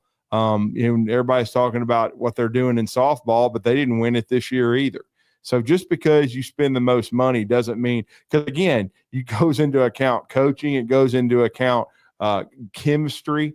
Do you have the right chemistry? And I'm going to be honest with you. Ohio State won it, Bryce. But if they had lost to Tennessee, I can tell you this right now: Ryan Day would have been fired the next morning. Right. So, sure you would. They was not a smooth ride for them. They lost to Michigan at home, which was embarrassing, and they almost lost to Wisconsin. It took them a while to come together. It all came together when it needed to, and it bought Ryan Day a lot of equity. I personally consider Ryan Day this era's Phil Fulmer, but that's just me. Oh, exactly. You couldn't have hit the nail on the head. Hey, one more thing. Yeah. What was that tackle that went to Allen High School, and he was committed to us, and Ole Miss fought him? I can't remember that kid's name. Well, he wasn't ever committed to Alabama, but they wanted him. I know who you're talking about. I thought we were going to get him, but and, I lived there then. Yeah, because that was the word on the street. He was coming. Thanks for the phone call, Bryce. He ended up going to he played a while in the NFL, but he ended up he did not become a Laramie Tunsil kind of guy, because Right. Alabama was in the middle of Tunsil as well. So if anybody wins a national championship now in college football, not if, somebody will win a national championship this year in college football. They'll win it next year and the year after that as well. Are we just going to sit here and say they bought a team every year? Well, I mean, is that going to be the stigma now with college football is, okay, Ohio State spent $20 million. They bought a national championship. If Texas wins the national championship this year, Texas bought the national championship. Whoever wins it, is that the caveat now that we say the whole time, they spent 20-some million, they should have won it, or they bought it to win it? Well, to a degree, probably. We'll see until they put up these guardrails. If Texas wins it, I mean, look, I think you and I both believe Kirk Bowles. And look, and I understand what Steve Sarkisian's doing. Right. He's trying to, lessen the pressure on himself and not have people just talking about how much he spent on his roster and talking about how, I think that's irresponsible. Just worry about your football team. And I guess he is to a degree. But to me, to be honest with you, I think he would have been better off just not commenting on it, just saying we're trying to put the best product on the field that we can. If Texas has got that deep of pockets right now with what they've done, what they're trying to do, and what they're trying to accomplish, then that's the system we have right now. Then just like what Major League Baseball has, then go ahead. But it still doesn't guarantee Texas is going to win it. Does he get asked that at SEC Media Days? I'm sure he will. I mean, that's the position you put yourself in. But and I'll just say this about Texas. The last time they won it was 2005, and they were an underdog. Before that, it was the 60s. So Texas is not dominating. Now, they've given themselves 55 national championships over about 25 sports. Yes. Every time they win a big game, hook 'em. Yes. Horns down to me. But I mean, they did win the softball. They did win softball. Give So we them got. respect I for mean, that. they There you go. actually won that. They actually won that one. Yes. But again, they had already crowned themselves baseball national champions, and then they threw up all over themselves and couldn't even beat. They weren't even the best team in their own state by the end of the season. Okay, Texas San Antonio beat the hell out of them. So they weren't even the best baseball team in their own state.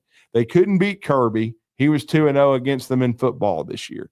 Again, and they had a good football team. They've made the playoffs 2 years in a row. But when they beat Alabama 2 years ago, I had to walk through a bunch of drunks from Texas. You get that they were basically already crowning themselves national champions, and it didn't happen because Kalen DeBoer whipped their ass. And now he's the head coach at Alabama. But I'm just saying, I mean, Sark is doing a good job, though. I like Sark. I always have. I like the way he builds his team.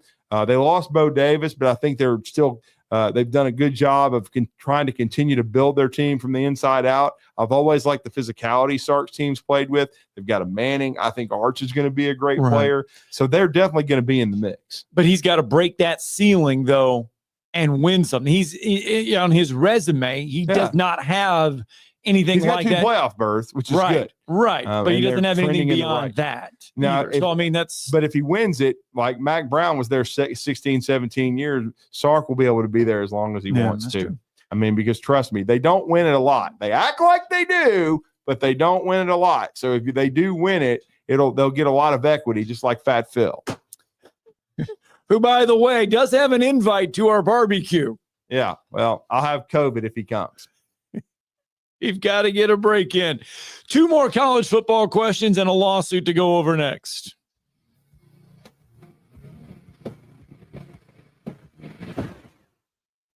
You're listening to Talkin' Ball on 97.7 ESPN, The Zone. The Braves roll into the 2025 season with a singular focus. Bring home the division title and remind the league what Atlanta is all about. Swung on, driven to left center field and deep. That baby's out of here. Austin Riley. 3-0 to Olsen, and he powers one. Deep right center field to the wall. It's gonna fly. It's a home run. Back-to-back homers. 97.7 ESPN, The Zone.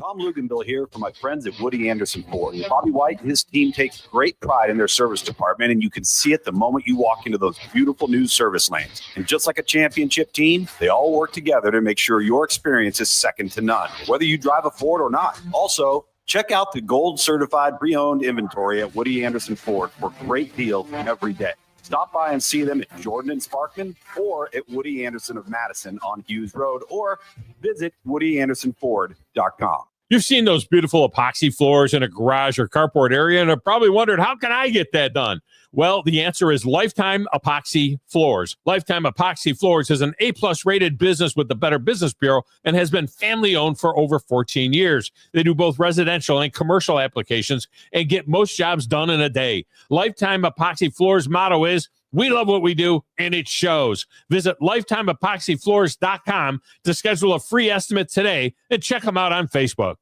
Since 1983, Berkshire Hathaway, Rise Real Estates, and Adams has been your local go-to real estate expert in the area.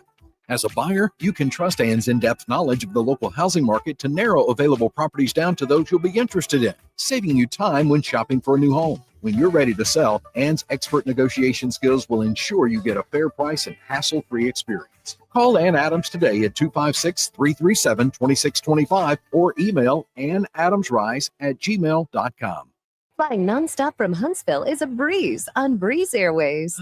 They're nice people flying nice people to nice places on really nice planes. Let's be direct. Nonstop from Huntsville to the places you want to go. Las Vegas, Orlando, or Tampa starting at $49. It's time for a weekend getaway or a long overdue week away. Time to check in using the convenient Breeze app and check out. What are you waiting for? Book today at flybreeze.com. That's flybreeze.com. Breeze Airways. Seriously nice. Isn't the story of the prodigal son an amazing story? Basically, a rowdy boy who literally wished his father dead, ran away, and consumed his wealth with hard and fast living. Yet the father looked for his return every day, and when the boy got tired of eating pig slop, he decided to return. What did the father do? As soon as he saw that boy, he ran to him, threw his arms around him, and killed the fatted calf for a great celebration. Hey, I'm John Dees, pastor of the Cross Point Church. If you're looking for a church home, come see us, smack dab across the street from the YMCA in Madison. Talking Ball with Scott Tyson and Drew DeArmond. Weekday mornings beginning at 7 a.m. Only on 97.7 ESPN, The Zone. Hi, welcome back. Talking Ball 97.7 ESPN, The Zone. I got to thinking over the weekend. There are several big-time college football programs that a year ago did not get a 500 record. And I'm thinking if any of them have a chance this year to get 10 wins. And I started looking, and Florida State comes to mind because Florida State opens with Alabama in week 1. You got Florida. These are just some of the ones. Florida State, NC State, West Virginia, Wisconsin, North Carolina, Utah, Michigan State, Washington, Oklahoma, Auburn, and Kentucky.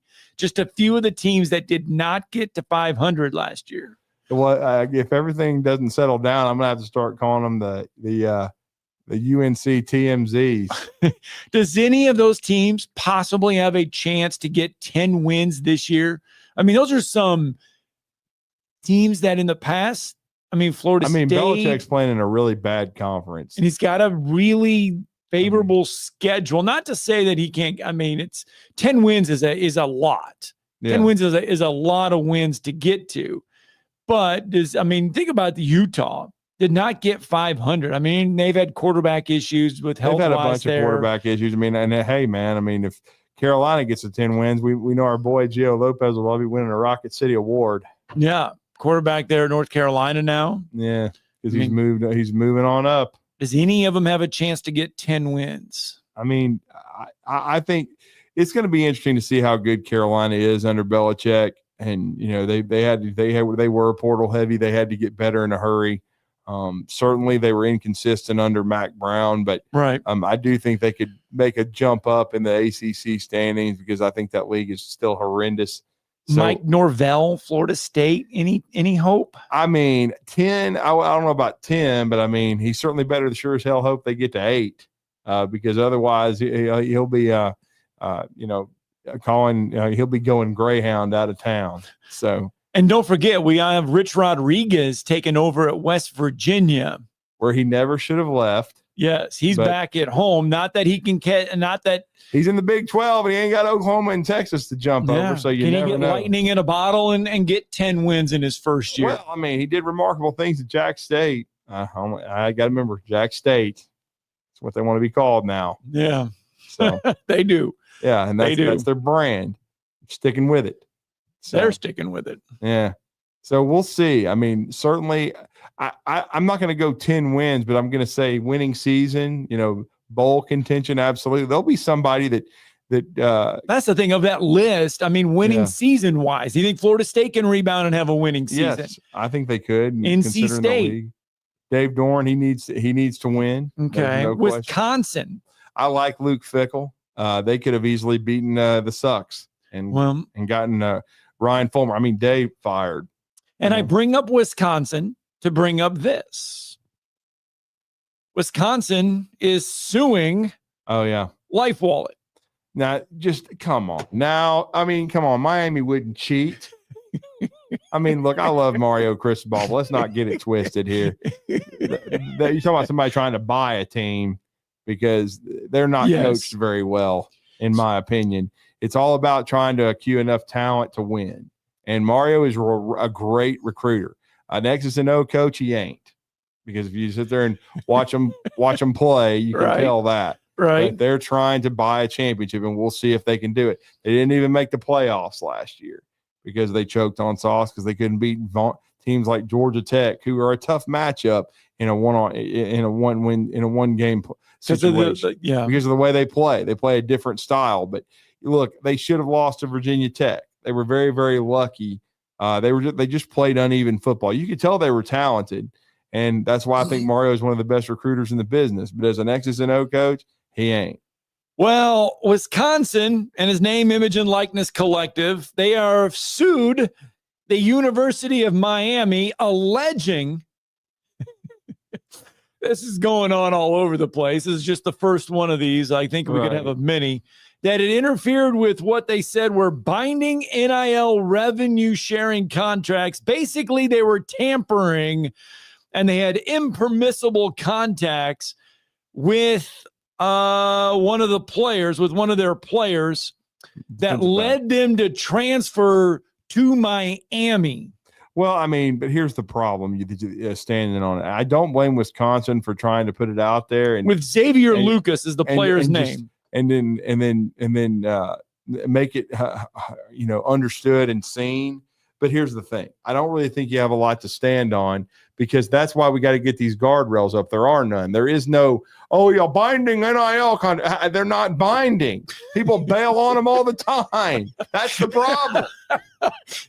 Do I blame Wisconsin for being pissed? Absolutely not. Right. But how in the hell are they binding? Right. They said that impermissible contacts with Lucas and his representatives this past December and January that led him to withdraw from Wisconsin and enroll in Miami.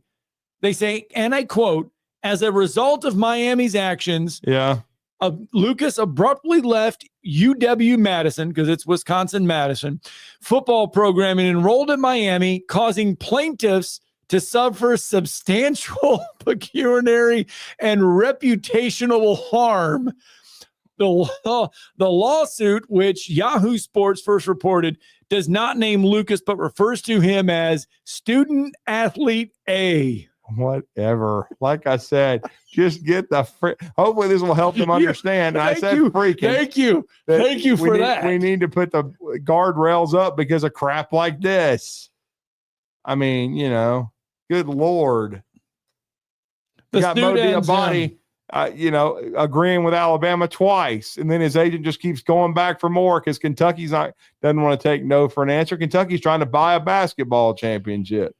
Well, Wisconsin did release a statement back in January. They accused Miami of tampering. The Big Ten on Friday backed Wisconsin up with this lawsuit. Like I said, man, just use this as fuel to get some damn guardrails up. Good grief. The Big Ten said, and I quote, "We believe that Miami's actions are they're bad." What's Michigan's, though? Who did they tamper with? Bryce Underwood. I mean, he'd agreed to a big-time contract. LSU didn't mean a daggum thing. You think LSU, they're too busy celebrating their baseball title, but you think they're suing? That's all I'm saying. There's a lot of programs that remember we hear from coaches all the time. Well, think about this, though. Think about this. We just had a caller call in and say that, and we talked about it last week, that Lenora Sellers was offered $8 million to go into the portal by an SEC school to transfer. That we know. Lenora Sellers' dad has come out and said that he was offered $8 million to transfer. So if Lenora Sellers transfers for $8 million, that's tampering, right? Well, yeah. I mean, so it goes on all over the place. Haywood, he was committed to Alabama. He was going to go, and then he ends up flipping. His mother decides to hire an NIL agent, and he ends up going to Michigan for the most part. He'd never been to the state of Michigan. He didn't even know what the hell it was. So don't tell me that wasn't tampering. I mean, give me a break. I mean, come on, man. I mean, it goes on everywhere. That's why they got to have some. And by the way, Bryce asked, I knew his name was Greg. I had to look it back up. It was Greg Little, the tackle from Allen, Texas. Okay. Who was a 5-star, who grew up wanting to be a Rebel, took the money and ran, still got to the NFL, but did not have a career like I mentioned before, of some of the other elite prospects like Laramie Tunsil. And by the way, Tunsil had no idea who the hell Ole Miss was either. He got off a plane from Lakeland, Florida. He goes, "What's Ole Miss?" And they said, "It's a college we're going to visit." You go get some cash. Yeah. Great cash, homie. Oh, straight cash, homie. Yeah. That's what you get when you go to West Memphis. Well, I don't know. I don't want to go to West Memphis. I'll stay out of there. We were in there when we got gas. I know. That's where we were at. And we got the hell out. Oh, Lord. Because it was sketchy. Well, 2:00 in the morning, there's not a lot of stuff that's not sketchy. Mm-hmm. Good news is Atlanta is not that far. Right. So driving back is not a bad thing. Yep. Got to get a break in. Jimmy Stein. When we come back, Jimmy Stein will join us next. I'm not going to ask Jimmy about West Memphis. Well, I hope not. You're listening to Talkin' Ball on 97.7 ESPN, The Zone. Your Fox 54 weather brought to you by Tellini's Italiano. Clear and quiet all across the Tennessee Valley. Low temperatures going to be falling into the low 70s. Heading into our Tuesday, another warm afternoon with high temperatures reaching the mid and upper 90s. Few isolated showers possible in the afternoon. I'm Fox 54 meteorologist Emily Owen on 97.7 ESPN, The Zone. Your Fox 54 weather only on 97.7 ESPN, The Zone. Your customers deserve the best, and so do you. You invest in your customers with your heart, soul, and skill. Well, it's time to invest in yourself with the next generation Cat 255 compact track loader from Thompson Tractor. After all, those who give their best deserve the best, And this machine has it all. With features that include a more powerful engine, tri-axle truck loading capabilities, a spacious cab, and a smooth ride for all-day comfort.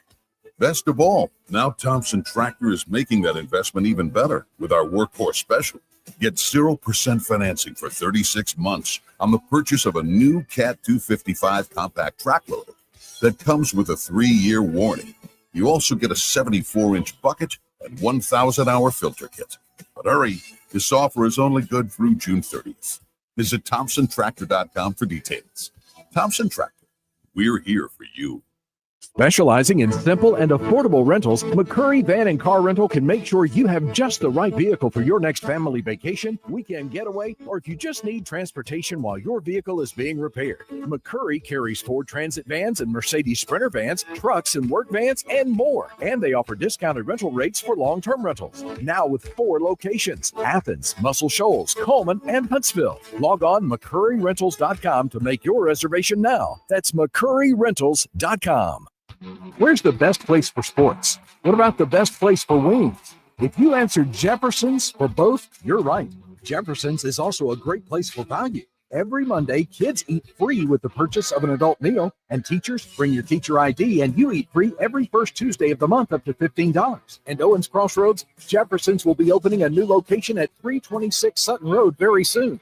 Jefferson's, best place for sports, best place for wings. Hampton Cove, and soon in Owens Crossroads. Tom Abraham here for my friends at Your Home Window Company. When it comes to replacement windows, exterior doors, or new window screens, Your Home Window is the answer anywhere in Huntsville, Athens, Decatur, or Hartselle. Your Home Window windows and doors are made here in the USA and come with a lifetime warranty. When replacing those old windows or doors, Your Home Window has the solution for you. In-home estimates are always free and financing is available. Learn more at yourhomewindow.com and see clearly with Your Home Window. Visit yourhomewindow.com to make an appointment today. At the Huntsville Sports Commission, we do sports. The Rocket City is your destination for world-class sports in North Alabama.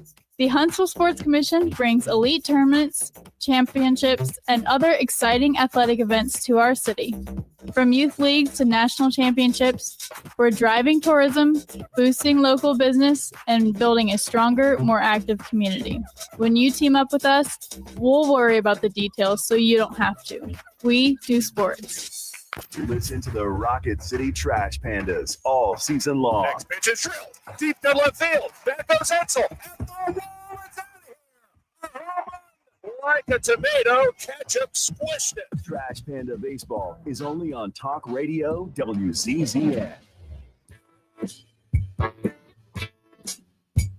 All right, welcome back. Talking Ball 97.7 ESPN, the Zone, 8:34 Monday morning. Oh, my goodness. Continuing to count it down to the college football season, 61 days, 3 hours, 25 minutes, and 34 seconds until we get this whole thing started. Coming up in less than a month, we'll be in Atlanta for SEC Media Days. So a lot of stuff to happen between now and then. The college football recruiting calendar wide open. Alabama, another busy weekend of entertaining guests.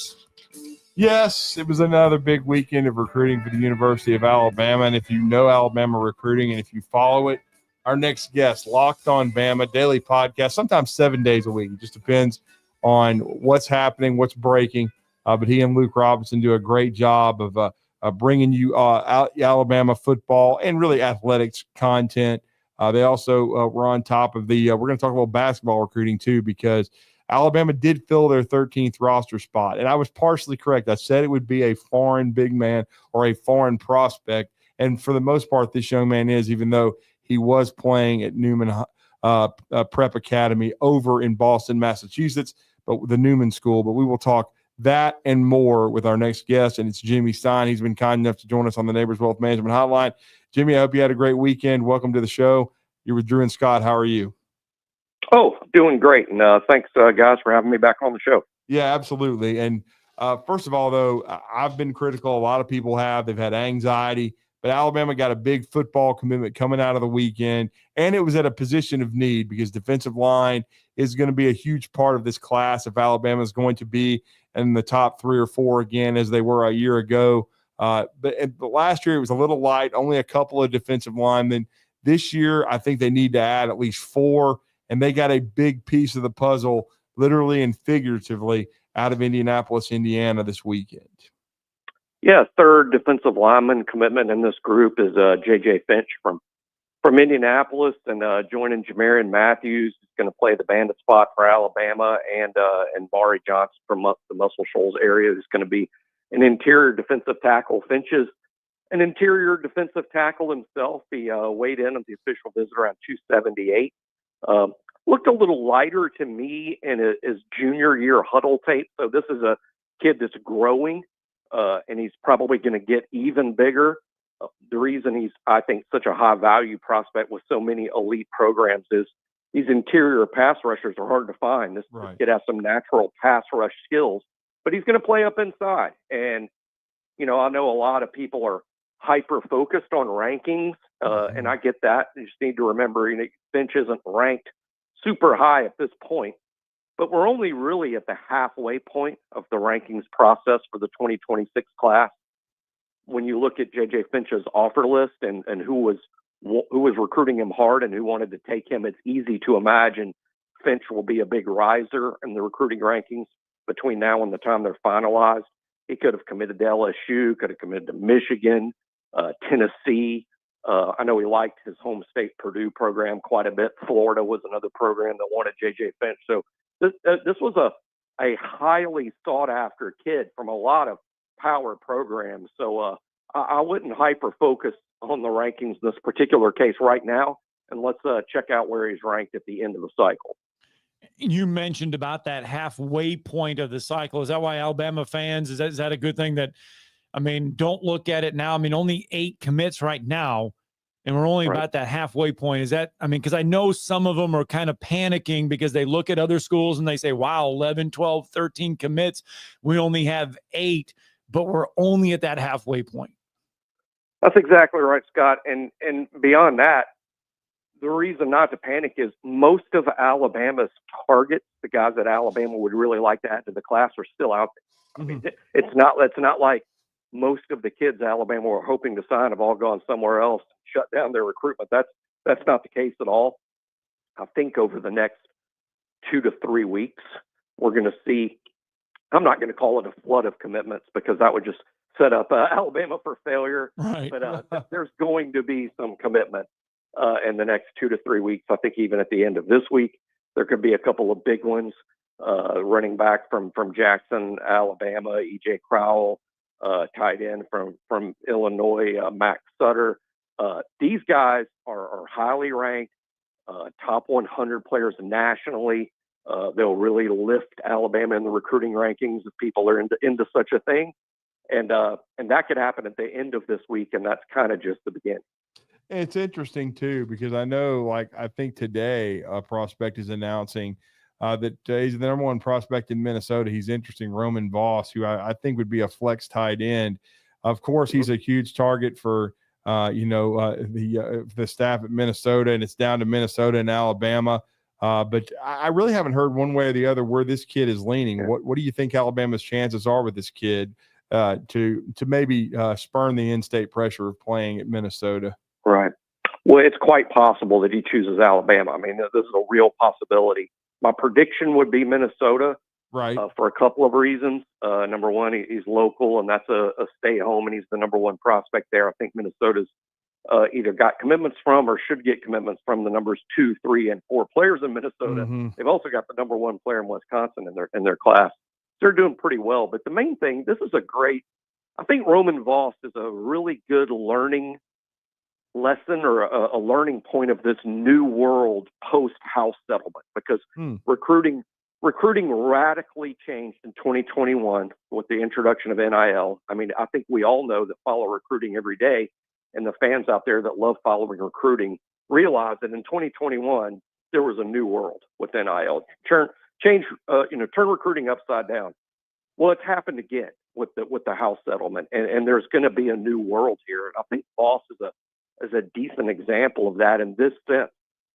Minnesota has just as much money to spend as Alabama does in terms of revenue share. They're going to spend approximately 15, 16 million. on revenue share for their roster, just like Alabama, just like all the other Power 4 schools will. And with NIL, sort of an uncertainty out there with the new NIL process and how transactions over $600 are now audited and either accepted or declined by a clearinghouse, you really have to focus on revenue share because that's the money that's definitely out there. Well, Roman Voss is a massive priority for Minnesota. He's the number one player in their state. It would be a big, big deal for Minnesota to land him. Who are the big deals for Alabama? Xavier Griffin, C.D. Morgan, right? Kroll, the running back, some kids that are already committed, maybe Titan Davis, the defensive lineman. There's a lot of, Jara Edwards from Maryland.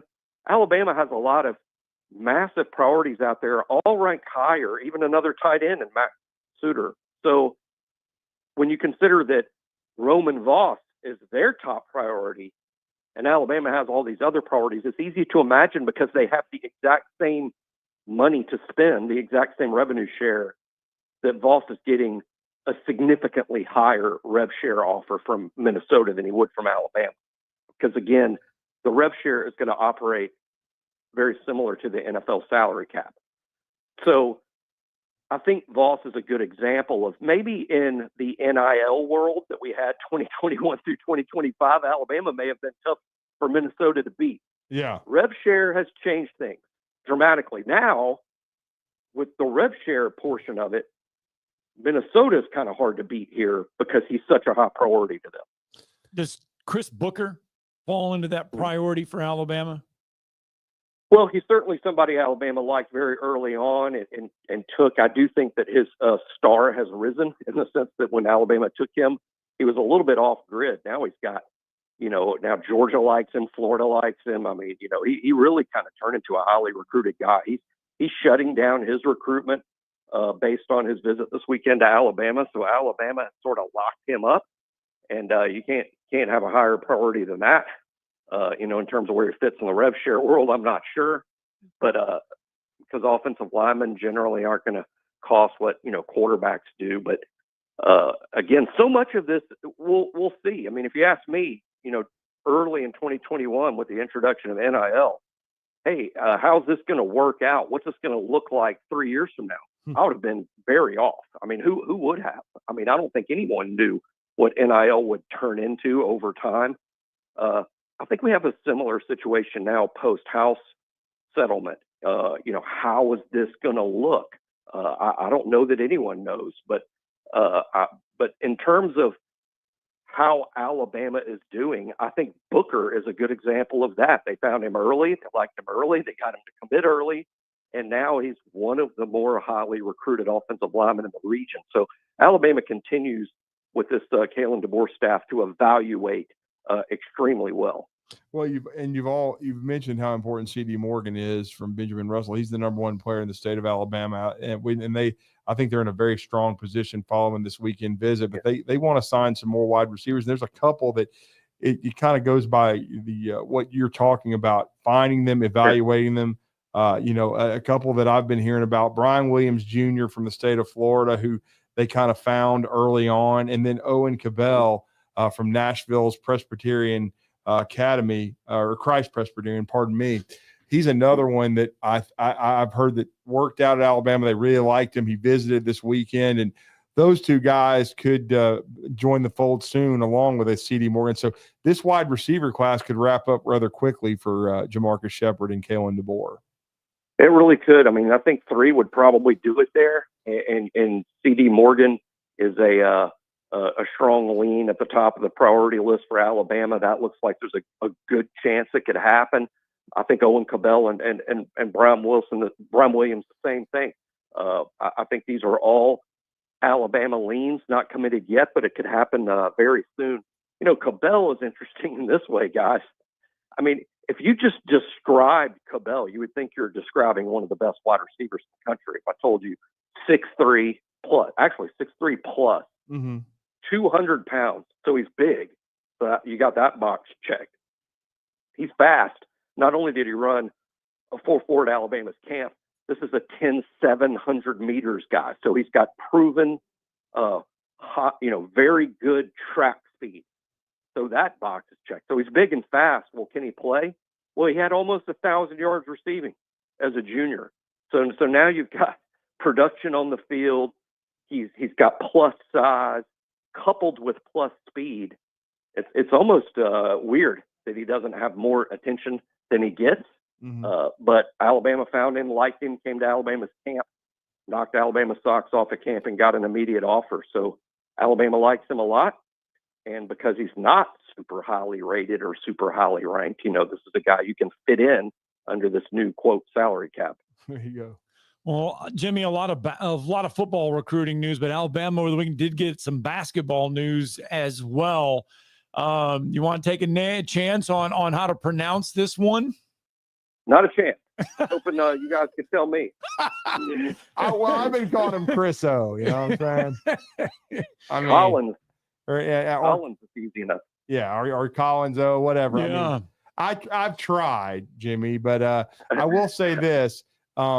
I wondered when that visit happened on June the 18th if they were going to push, and I should have read the tea leaves a little better, I'll admit, because I'd already mentioned to people that I thought if they used the last scholarship, and right now I know, quote unquote, you could go to 15. I don't expect a lot of people to do that, at least not yet, even though the settlement's going in to play the July 1st. They're going to have 13 guys. They bring him in. I mean, I will say this too. Noah Williamson has still got to get used to Alabama's pace of play. I watched them work out a couple of times. He's, the mobility factor, he's got to improve. Of course, he's got some time, but I think they felt like they needed another big. And to find this kid who I mentioned at the start of the segment, he was at the Newman School in Boston, Massachusetts, played against really high-level competition. The little bit of film I've seen looks good. Yeah, he's certainly promising. I mean, he did reclassify, but even in his current class, he was a top 100 player nationally. That's right. Makes you pretty good, to be top 100 players in the country. I think he's a little bit developmental, which is fine. I mean, most players are. It's funny that we use that word for some kids and not all of them, because they're all developmental. But this guy's going to need some work, I think, on the offensive end a little bit, but defensively, as a defensive presence, he's going to affect things in a positive way for Alabama right off the bat. I was a little surprised, like everyone else, when you're not only adding a commitment, but a new guy to this upcoming season's roster. That was a little surprising, and I know it kind of turned this whole segment into a primer for the House settlement. But if you think about, again, basketball is the same reality as football. There's like a salary cap. You have, roughly however much money you give to the basketball program of the revenue share to spend. But let's just say it's in the neighborhood of something like 2.5 or 2.8 million for the basketball roster. Well, if that's what you have to spend, you can actually spend more per kid the fewer players you have. So Drew already said, and I couldn't agree more, that for now, very few will go to 15. Why? Because, 15 divided into 2.8 million doesn't go nearly as far as 12 divided into the same number. So it's actually kind of House has created this weird dichotomy where the roster expands, but due to the fact there's a salary cap, it may be smarter to have fewer players because you can pay them more. Yeah, that's a very good point. Wow. I mean, and I'm just going to give it a shot. Collins Onyejaka. That's the best I can do. I'll take it. The best I've heard. Yeah. The best I've heard. I just sort of tried to sound my way through it. So I'm not telling you you're wrong. Right. So we know he's 6'10". We know he's in the 270-pound range. Probably needs to tone up a little bit. But honestly, when you watch his film, he moves well, got nice feet. And if he can give them some rebounding and rim protection, I think, and as Jimmy said, be a developmental player. And that's not, you got to have a few of those because in effect, in a lot of ways, last year, Aiden Sherrill was one. And I think Aiden's going to take a big jump. But I think it was big for Alabama, and everything kind of worked out. I think they put together a very good roster. Now, to circle back before we let you go, though, we talked about Finch. You talked about Kamari Johnson, and then, of course, our guy, Jamarian Matthews, who we watched here for 3 years before he went to Gainesville. But there's still some other D-line prospects out there. I've been critical of Roach, but they've got a chance to have a good group if they can close on 2 or 3 more of these guys. Yeah, I'd look at a couple of guys with some positional versatility, like Tank Jones from Mobile. Yeah, who, I know you're very familiar with him. Yep. Yeah, he could start off day one at the Wolf spot possibly, but I think it's almost a certainty that he's going to be a bandit like Jamarian Matthews, with his hand on the ground and be a defensive lineman playing for Freddie Roach. He's a 5-star and a national top 25 type prospect. That would be a fantastic pickup, and I think Alabama's in a good spot there. Nolan Wilson, similarly, one of the top players in Mississippi, if not the top player in Mississippi, certainly top 2 or 3. He is similar to Tank Jones in that way. Now, he's probably a guy that starts out at bandit, but he could grow like J.J. Finch into an interior player potentially. He's going to show up in that 250-pound range, and it's like, well, where's his body going to go from there? But no doubt he's a bandit, and he is a top 100 prospect nationally. Just those two alone could boost Alabama into a good spot, rankings-wise. But there's also a couple of more interior-type players like Titan Davis from Missouri, who's going to be deciding between Alabama and Michigan. That could go either way. And Elijah Golden, one of the top defensive linemen in all of Florida, he's probably down to Alabama and Notre Dame. Again, that could go either way. So there's some drama at the defensive line position for Alabama. It could fall one way, and it's one of the great defensive line hauls in Alabama history, to be honest. Or you could miss out on a lot of those kids, which is realistic, and it ends up being an average group per Alabama standards. But the 3 they have so far that are already committed, Kamarian Johnson, J.J. Finch, and Jamarian Matthews, that's a really good group as is. Well, great stuff as always from Jimmy Stein. Please check out Locked On Bama, the daily podcast with him and Luke Robinson. Jimmy, let everybody know how else they can follow you. Sure. Just Google Locked On Bama. You can watch us on YouTube. It's in video form. We do produce at least 5 shows a week daily. It can be more than that as recruiting is heating up. I think we had 6 shows last week, might have 7 this week. So you can find us on YouTube on the video, or you can just listen to it in podcast form anywhere you get your podcast. Thank you, sir. Thanks, Jimmy. Thanks, guys. All right. Today does begin the dead period, though, on yeah. football recruiting. That's why it was, Yep. 3 weeks from today, we're in Atlanta, SEC Media Days. Final break in next.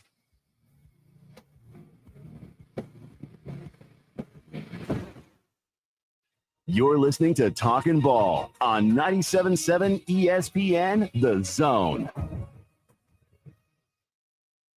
The company is Eagle Masonry and Insulation, but did you know they're also Eagle Landscaping and Dirt Work? Eagle can take care of all your landscaping needs, including irrigation, sod work, and planting, both plants and trees. On the dirt work side, Eagle can grade and build your pads, haul dirt in or out, and Eagle erosion control.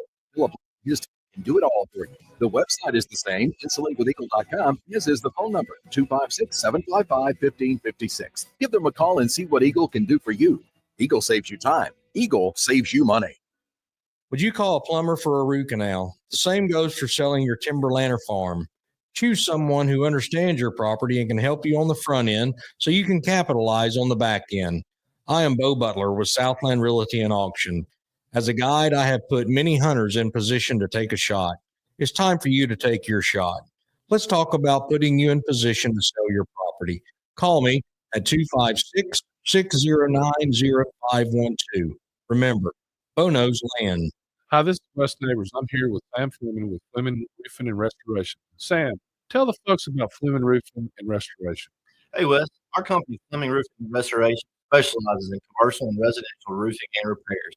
I'm a fifth-generation Huntsvillian. Our family's been doing construction business in Huntsville area since 1965. Sam, what kind of roofs does Fleming Roofing and Restoration do? Our guys are skilled enough. We can come out and address any kind of leaks or issues you might have on your commercial, on your metal roofing, on your shingles. We can do anything, and we can offer you a solution to repair it, or we can replace it. But you guys also do insurance restoration. Our staff has 10 plus years of experience as insurance adjusters, and we really do know the inside and out of the claims process at Fleming Roofing and Restoration. Check out Fleming Roofing and Restoration online at FlemingHSV.com, or you can call or text them at 256-651-9440. Hey, Wes, we show up. This segment of Talkin' Ball is brought to you by University Kia, the #1 volume Kia dealer in the state of Alabama. Located on...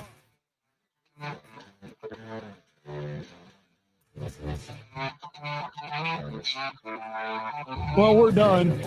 Just so everybody knows, we're not doing a show on Friday. Shocker! Just so you know. Headed to Lake Points. Wow. Wrap up the summer of hoops for HHS. I got to go to Rainsville. And you got to go to Rainsville. I got to go to Rainsville. You want to see Jeremy? No. Just wondered. Going over to Rainsville. Be a great interview. Got to get him to talk about Fatmas. Being stabbed in the back by trying to get him to our barbecue. Yeah. But anyway, don't forget Talking Ball Barbecue set for July 3rd. We'll put more details out about it if you want to come. It's going to be a fantastic day. SportsMed is the official team physicians of the Rocket City Trash Pandas. And if the pros trust SportsMed, you can too. SportsMed provides every service you might need for complete